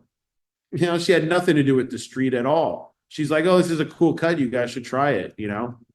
I don't know where she got it. Wow, what a cool hookup. Yeah, I mean, she was just like, she's like, I'm moving these packs at like a super high number. You guys should get this cut, And we were like, wow, it is cool. I don't know, and it's so slightly different than the forum cut. I don't know where it comes from except from her. Yeah, cool. That's an interesting backstory, and I like to hear. You touched on all the different topics of marketing and so many different aspects of the overall culture. But before we move on, I did want to quickly ask because a few people asked about it. Given you guys are such a big clone bank, people were understandably curious about the challenges and the processes you guys use or employ to help avoid having issues with like hop latent. Do you find that you're just constantly having to test for it, or do you feel like your protocols are pretty in place and like solid at this point, or is it something you lose sleep over at night? I mean, it was such a crazy problem that we started our own lab. Basically, going back, I don't know, 2015, 2016. We knew it was happening, but we didn't know what it was. And in hindsight, we could see it even before then. But at that period, we started to see it pretty distinctly. And it started to be the first kind of publications about it. Um, and so I happened to meet one of the scientists who wrote the first paper to give it the name, and he lived in Oakland. And I was like, hey, could I hire you to consult us with this process? Because what was happening to us is we were sending samples out to labs, and I would take, one leaf and I would split it into four and send it to four different labs, and I might get four different results, and it was fucking driving me crazy. And especially I would take a plant, I would send this leaf and then this leaf in different parts of the plant, and I would get different results. And I was like, what the fuck is happening? You know what I mean? This is I'm gonna lose my mind. And I'm spending crazy money, and we're like scouting. We're just going around going, this plant has it, this plant does it. Like we have no way. And I'm like, how does the testing not work if the testing doesn't work and the eyeball test doesn't work? Because there was obviously these asymptomatic plants that were performing fine in flower, but obviously had it when we would test them. So I basically I started a whole lab. I hired PhDs, and we came up with our own test. We had a lamp test, and we it was so successful for us in kind of helping us rid of the problem, that we commercialized it. And I think I did it maybe 2 or 3 years, and it was making good money and it was enough, but it started to be its own business, like substantial business. And I didn't particularly love the biotech sector. So yeah, we basically sold it to Toomey, who then took our employees too and kind of started their thing. So we're kind of partnered with them kind of indefinitely, well, for a few more years on it. Um, but that's how seriously we took it. I can't tell you how much money we lost, how much money we spent. I mean, I was so happy when I could get rid of all these PhDs and get rid of all this lab and was like, okay, now everything's back to normal. We test 3 times a week and we have these strict protocols and we test in-house and we can send out for PCR and and also cultivators know what's going on. Back then somebody would get a HLVD positive plant and they would like literally threaten to come kill you. And you're like, bro, it's like a thrip, you know what I mean? Like we're all dealing with it. The fuck can I do? So that was just a painful period, and I definitely lost crazy sleep during that period. And it probably went into maybe even from like 2016 all the way into maybe the beginning of COVID, and then we finally really kind of sorted it out. And now I don't think we'll ever like eradicate it in the nursery. Like we're under 1%, but we bring in so much material. I trial hundreds of cuts a year and we quarantine everything, but occasionally something won't test and it's small and the viral load is low. And we're like, hey, it's tested clean 2 or 3 times and now it's 18 inches and we'll bring it out into more of general population. And next thing you know, it tests positive and the plant next to it tests positive, and we're like, oh, fuck. So, like the quarantine process really is like every plant needs to be quarantined separately and needs like a full 4-month life cycle or something to be able to be clear it has no viroid at all. And it's just kind of impossible to do that for us. So we do the best we can, but I'd say every year, we probably still 25% of the cuts that we gather out in the commons come in hot. Yeah, no, you preempted so many of my follow-ups there about what the quarantine process exactly is. So, thank you for answering that. I guess as a super quick follow-up, do you think you're at a steady state? Like, do you think this is what it pretty much always will be going forward, or do you think it'll get better? And as another little tidbit, do you think it's coming in just on plants, or do you think like, because like you hear people saying, oh, it could be on a worker's shirt or something weird like that. Do you think, oh, look, it's probably mostly just the plants themselves? And yeah, do you I think? mean, sorry, go No, ahead. no, no. I was just going to reiterate. Do you think you're at that steady state yet? Yeah, we've been at this under 1% for maybe like 3 or 4 years. And occasionally we'll have a flare up of some sort. But it absolutely can spread by bugs and it absolutely can spread by water. So, water from draining out of one plant, touching the roots, if the roots got pushed a little on a table and they've got an open wound there and the water rushes in and hits another plant that has an open wound, it absolutely can move like that.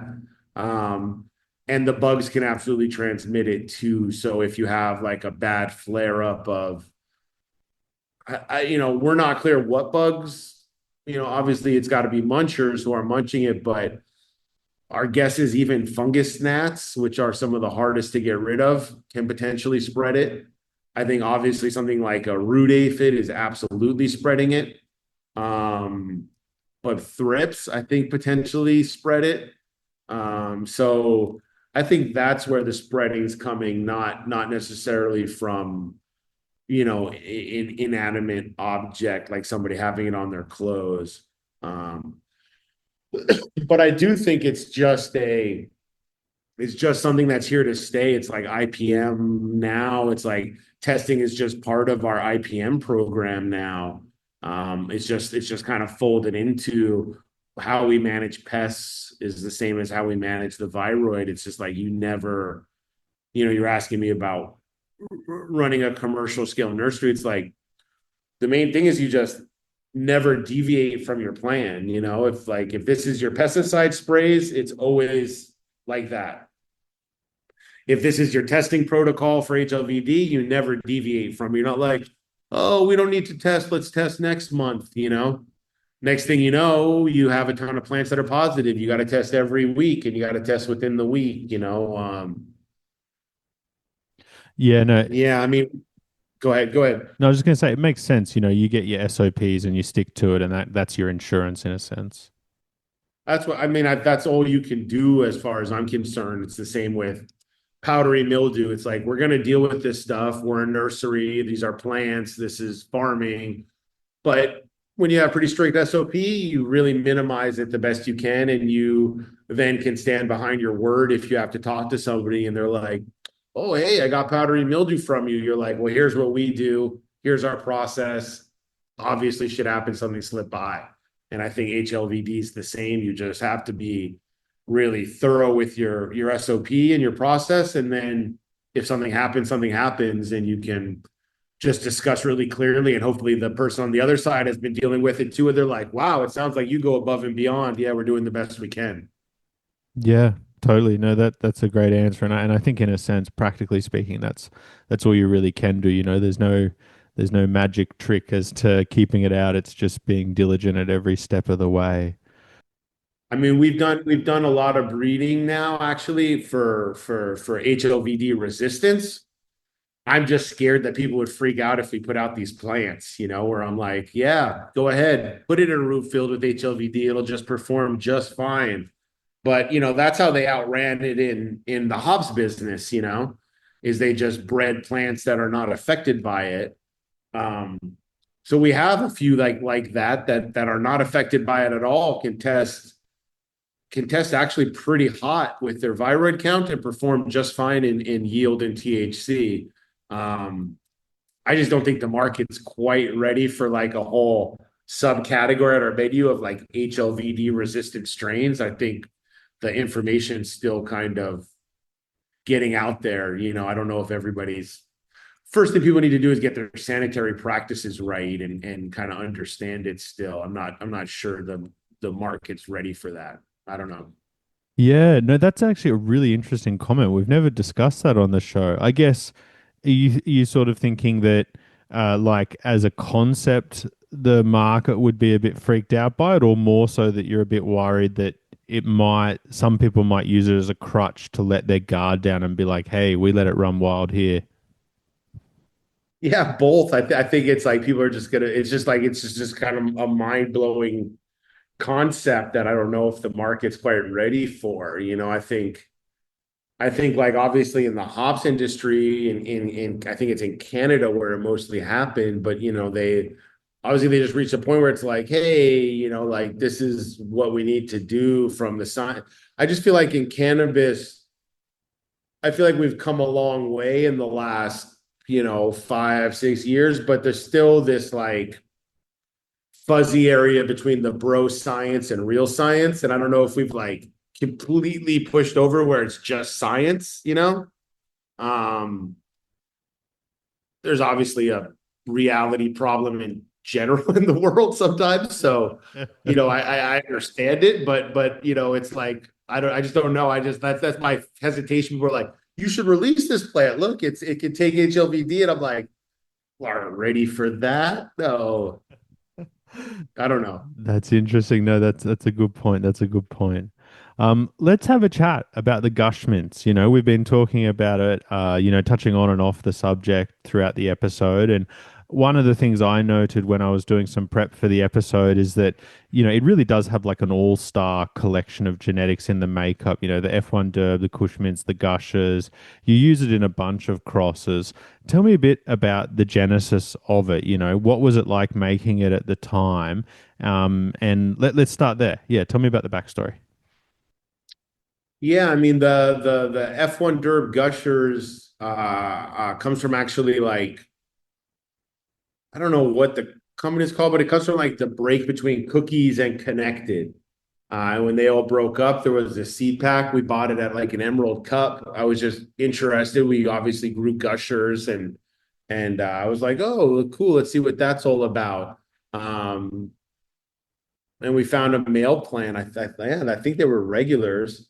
Um, but really it was Gush Mints, with a K, that was like one of our favorite varieties in that era. That's like the era of a lot of wedding cake, a lot of this like beginning of like the dessert strains, is what they're like. We went from cookies to gelato into these like cakes and all this stuff.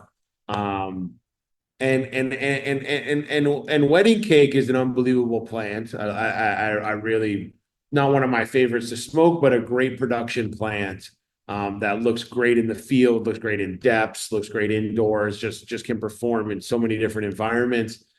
And Gush Mints, we enjoyed smoking a lot more, and we enjoyed that plant more. But it was just a shitty plant for production. It was extremely slow in veg, like ridiculously slow in veg, like hard to make moms out of. Um, didn't do good in depths.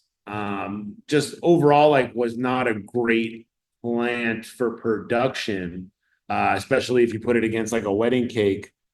So we were just kind of looking to take that terpene profile and kind of that similar effect, and just put it on a much more robust, vigorous, body of a plant. Um, and that was kind of the genesis of it. Like I said, was just we were playing with a lot of different strains, like right before legalization, right as it's kind of bubbling. We really wanted to do a blue dream kind of plant, where like we really wanted to create something that we felt like people could just make money with. Um, like obviously the writing was on the wall, this race to the bottom, that the price was just going to start pummeling. So we're like, yeah, let's do something where people can really grow like a lot, and they're not going to just grow this runts plant that's going to be little. Let's give them like a totally different option. So yeah, that's really the genesis of it. And I got to say, like, in that pheno hunt, it was like every plant was really great. I don't even really remember why we selected the one we selected. I remember we had like 5 or 6 keepers. And I want to say maybe some of them got HLVD because we were still struggling with HLVD then. But the one that came through is the one that survived. We probably had it for a few years before we released it. And that was like it kind of whittled down to being the only pheno that was left. And so we're like, well, I guess this is the one. Um, yeah.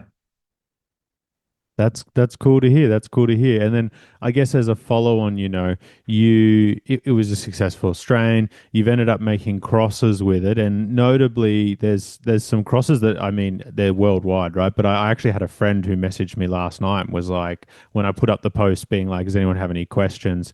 He was like, dude, I'm smoking Chapel of Love right now.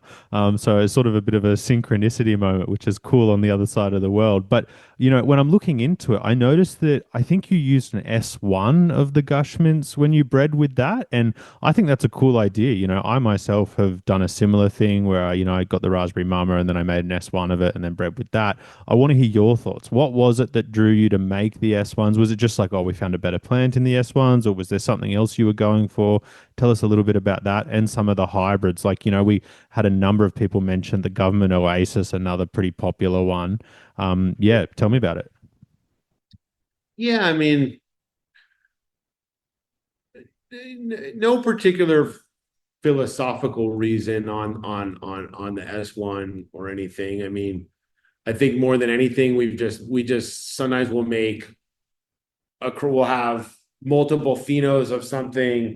Like we'll have an S1 pheno, we'll have the original pheno, and maybe we'll even have another sibling. And sometimes we'll play around with just kind of crossing them all together, playing with like trying to really stabilize the seeds, and seeing if we can get a pretty stable hybrid. So then we just end up with some of these plants, and sometimes one particular pheno there, we're just like, this one's the beast one, this one just has the structure more than the others that we're looking for.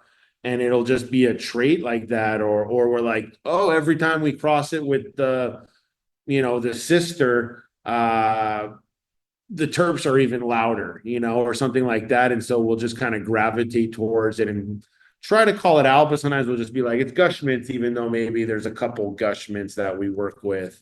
Um, yeah, in terms of like other crosses with Gush Mints, I mean, similarly back to the discussion of like what makes a strain kind of hit or what makes it get legs out in the commons to properly kind of run.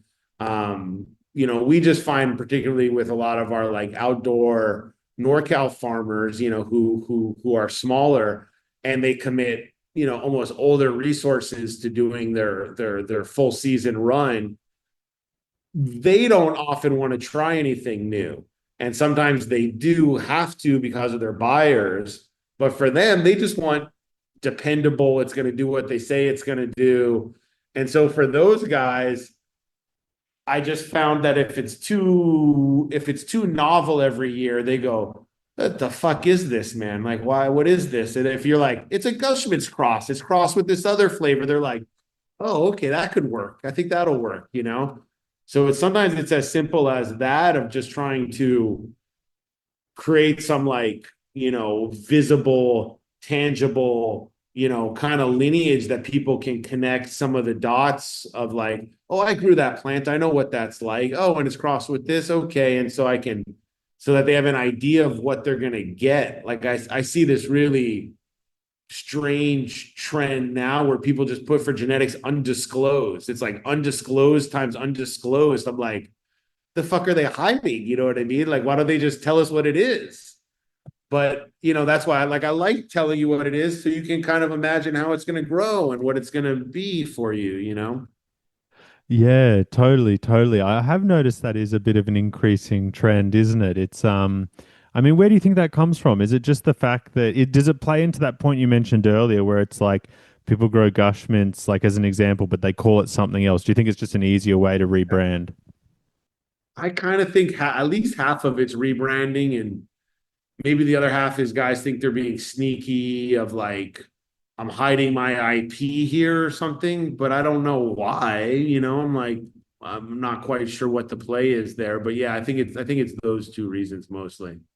Cool, cool. And out of the Gush Mints hybrids that you've made, there's a number of bangers. I mentioned Chapel of Love, Mango Mentality, the Government Oasis. I got messages about all of those strains. So it sounds like across the board they're very well received. But which would you recommend? Because people are always looking for something that's like good yielding, well received. It sounds like it ticks most of the boxes. What would be some of your recommendations as to like maybe a cookie cutter one where it's like without knowing anything about you, you're probably going to like it, and then maybe like a personal favorite? Yeah. I mean, Gushments itself is worth growing. I think people should grow it to experience it. I think it's that good of a plant, and it's for people who've, especially if you're like a tank grower and you've struggled a bit. Like we always come with this perspective of like, I love nothing more than when we do a show somewhere and somebody's like, or they'll hit us up on social media and they're like, I bought my first tent, I did my first grow, I grew this Gush Mints. I realize I'm an amazing fucking grower. And you're like, wow, that's great. You know what I mean? That guy's a grower for life now. I love that. That's beautiful. Yeah, that's beautiful. Are the original packs still available, or is it mostly just clonal? Mostly clonal. I mean, for the packs, I really like one we have called Ruby Violet. That's a really good one that maybe some people have grown. And that has a grape ape times straw nana, which we call grape nana. And it has a papaya bomb, which is papaya THC bomb. And those are crossed together onto Gush Mints. And that plant has just a really unique grapey kind of fruity terp with like this stinky kind of gas. Like it's the Gush Mints has almost like like an asphalt kind of gas that I like with some of this fruit is kind of interesting. um Government Oasis, I think, is an amazing plant. That's a really amazing tool usage plant that um you know, if there's any complaint about Gush Mints, is that it can be a little bit long flowering. It's a funny plant that it'll go almost as long as you want it to go. It'll just keep putting out more white pistils. It'll say, "Oh, you want me to keep going? I'll keep going." I don't think it puts on that much more weight or gets that much more interesting. Like a sour D does get more interesting terpene wise the later it goes. I don't feel that way with Gush Mints, but it can be a little confusing when the harvest window is. Government Oasis, I think, is a little more straightforward, 9 week variety. And it's just like, just dumps hash. The flower's really pretty. I've like seen it in like just the craziest environments and it does really well. It does well around molds and PM, and it does good in low light greenhouses. It does good in full sun outside. It's just a real production plant, and that one comes from a similar I guess need out of the nursery of just wanting to improve some of the cuts we really like. Like we love GMO. GMO is amazing. I think GMO is probably better than government. Uh, but GMO, the cut we had, it could go 70 days easily. It was also prone to hermaphroditing, especially going into some of these like fancy facilities that push the EC too hard. It would hermaphrodite. It would hermaphrodite in the depths. So we really just like try to stabilize it and make it a little more production ready. And maybe we turn down the temperature a little bit in the terps and made it a little sweeter, but it come from a similar perspective of like, oh, we love this plant. This plant's amazing, but it's just too many complaints from customers on it not performing correctly for them. Yeah, I mean that's partly what it's about, right? You got to make it perform for everyone. So I like that middle ground. While we were talking about the Gush Mints, something that I realized was that the F1 Derb itself does pop its head up in a few different lines you've worked with, and I think you've worked with the clone itself. Is that right? Yeah, I'd be curious to hear your thoughts about it, and I guess specifically, like, do you see any relation to cookies? Do you think it's in the lineage? What do you think the lineage of cookies definitely. is? Definitely. I mean, it's just to me, it's just another maybe bag seed or something of like a cookies or a sherbet or one of the early gelatos. It's just at least my understanding of it from the guys that we got it from. It's just they called it F1 not for any breeding thing because it was a little more speedy. It was a little more uplifting, like a race car. And that's why they chose that name. But it's got nothing to do with Durban. It's definitely not a sativa plant. Um, yeah, to me, the terp profile is, it's good, but especially back in that initial era, like it's not as good as Sunset Sherbet or Real Cookies to me. I think both of those are better. It's a little more bland. It's still good, but it's a little more, normal gelato kind of world. Um, yeah, that's my experience with it, of at least the cut we have. And like with those kind of cuts, it's also even to this day, we usually go out and we'll gather a few cuts of the same variety and we'll run them all together to try to see if they are all what they say they are. Are they different? Which one do we like? And we often like we had sushi on our menu for a little while. It's like I gathered probably 6 different sushi strains, and we did them, and then we just, I had a couple. The yellow sushi, 3 different cuts. They were completely different. Pink sushi, they're different. So we just kind of select the one we like the best, and we're like, yeah, this is it. Whether it is it or not, I don't know. It's tough. It's tough to say. No, fair enough. And on the topic of we don't know, I want to try to get, I'm trying to track down myself, and we'll probably never get there. But like, what do you think is in cookies? I don't know. I don't know. Not sure. I mean, I don't know. I mean, I think it's a purple. It's one of the original kind of purples and an OG, just in my guess. I mean, there was a lot of these kind of like crosses with different purples, whether it was a granddaddy or a Urkel or I don't know what. There was a lot of other weird bag seed purples around in the Bay.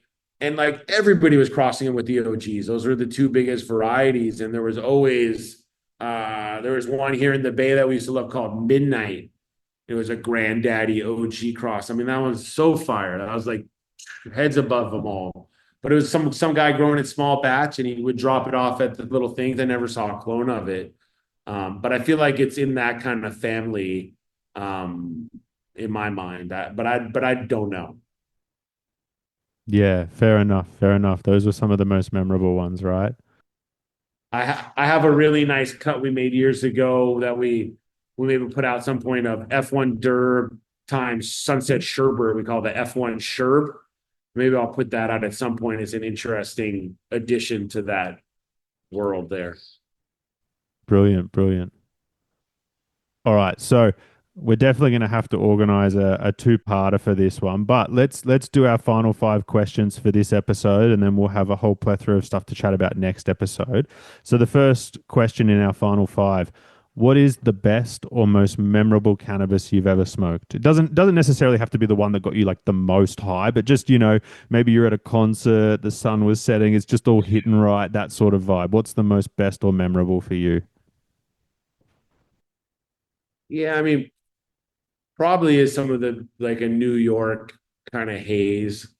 I can remember like a delivery service that we used to have in a purple haze, and I grew up in New Mexico, so we used to have like these big Afghani flowers and getting like the first time getting a haze, and there's like no structure to the plant. It's just a thin little thing, and me being like, "Wow, are you sure?" Like it's pretty expensive for this fucking fluffy fig.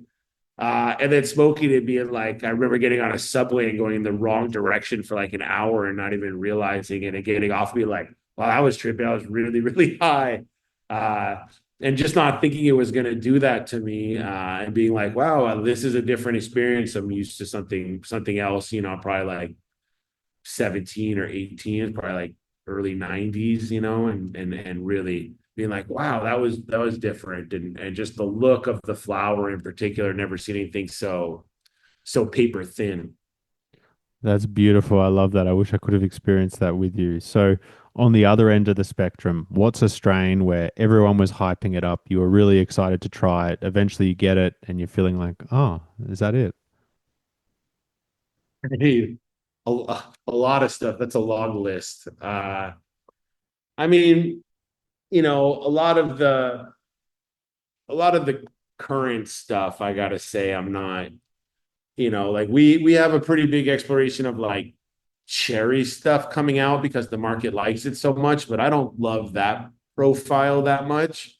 Um, so yeah, probably some of the more recent like lemon cherries and runts and some of that stuff. Sometimes I'll have friends and they'll come over with 10 different crosses and they all look amazing. And I'm like, I can't tell the difference between any of them or any of the effect, or, I consider myself pretty sensitive of a palate. And I'm like, wow, I would totally fail the Pepsi challenge with this stuff. I could not tell the difference between these three different phenos at all. They all seem very similar to me. So probably that's, you know, I can appreciate the initial taste. It's like my friend said, some of these are like, say, he's like, these are my favorite varieties to smoke for about 15 minutes. It's like, it's really great for about 10 or 15 minutes. Then you're like, eh. I like that. That's an interesting way to describe it. I haven't heard that. I'm going to stick with that. So, next one is I'm going to drop you off on a desert island. You can grow whatever you want for the rest of all time. What three things are you going to take with you? Could be clones or seeds. That's a good one. I mean, definitely super lemons coming. Um, yeah, probably like maybe like purple Urkel. If I'm stuck on the desert island, I'm going to need something to help me sleep occasionally. Um, and maybe a really good OG Kush.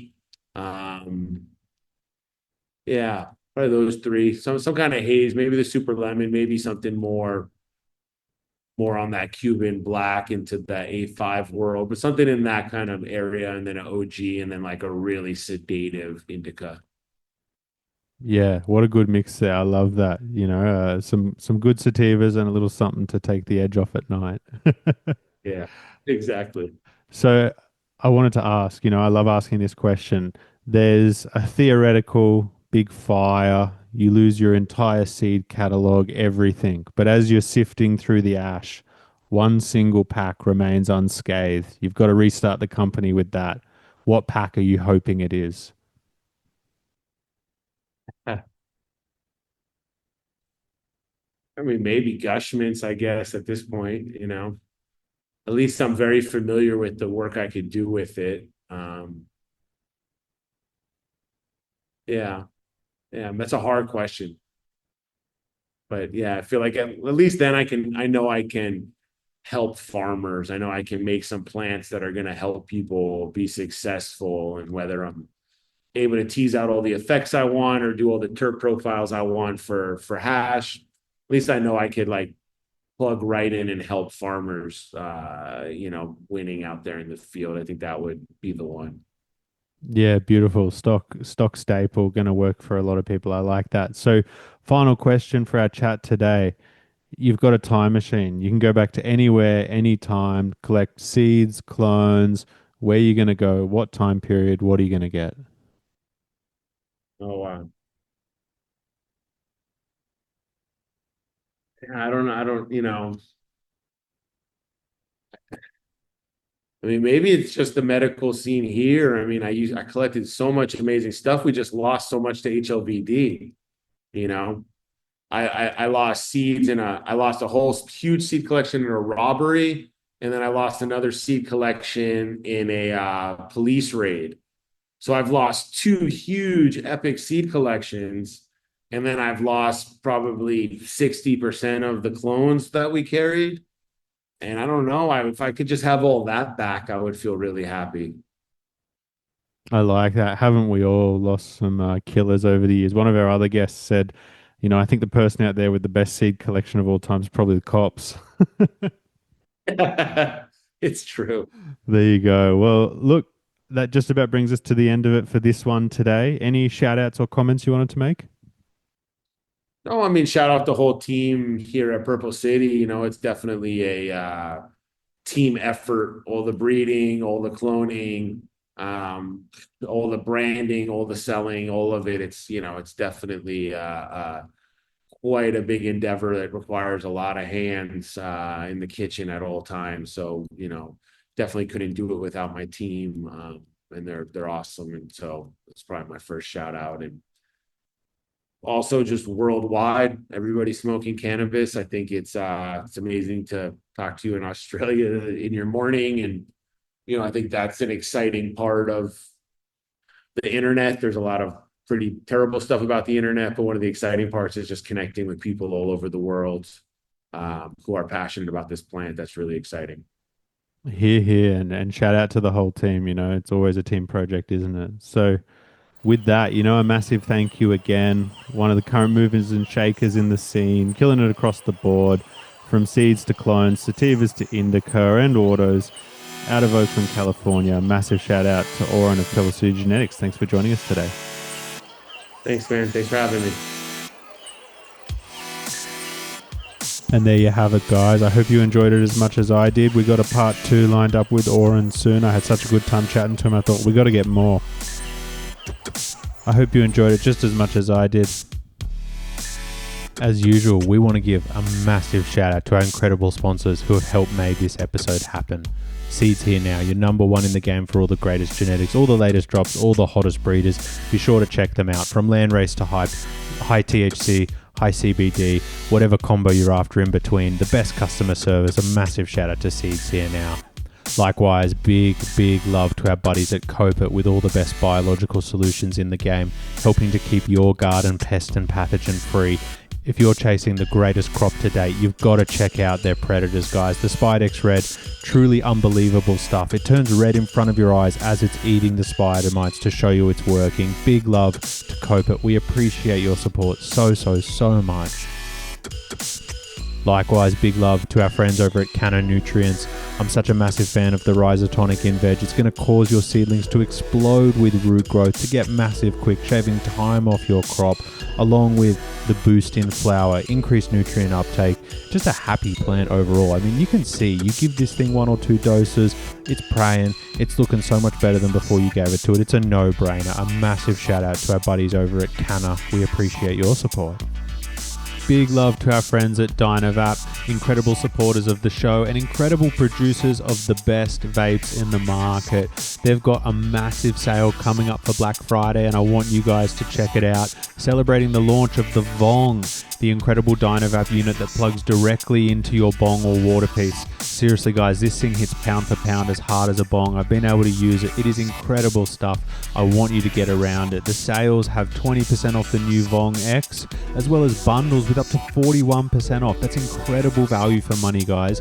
If you're considering getting on top of your respiratory health, you want to get away from combustion, check out our good friends at Dynavap. Best in the market. This sale is going to be nuts. November 10th, midnight. Check it out. And last but not least, a massive thank you to all our friends over at the Patreon gang. You truly are the lifeblood of the show. Without you, I couldn't keep making episodes. Genuinely, from the bottom of my heart, you guys are what helps this show to keep running. If you want to help support the show, you're going to hear exclusive episodes from breeders. You're going to get early access to upcoming episodes. And I give away a range of swag. Please check it out if you're interested in supporting us directly. Otherwise, support our sponsors who help support us. As usual,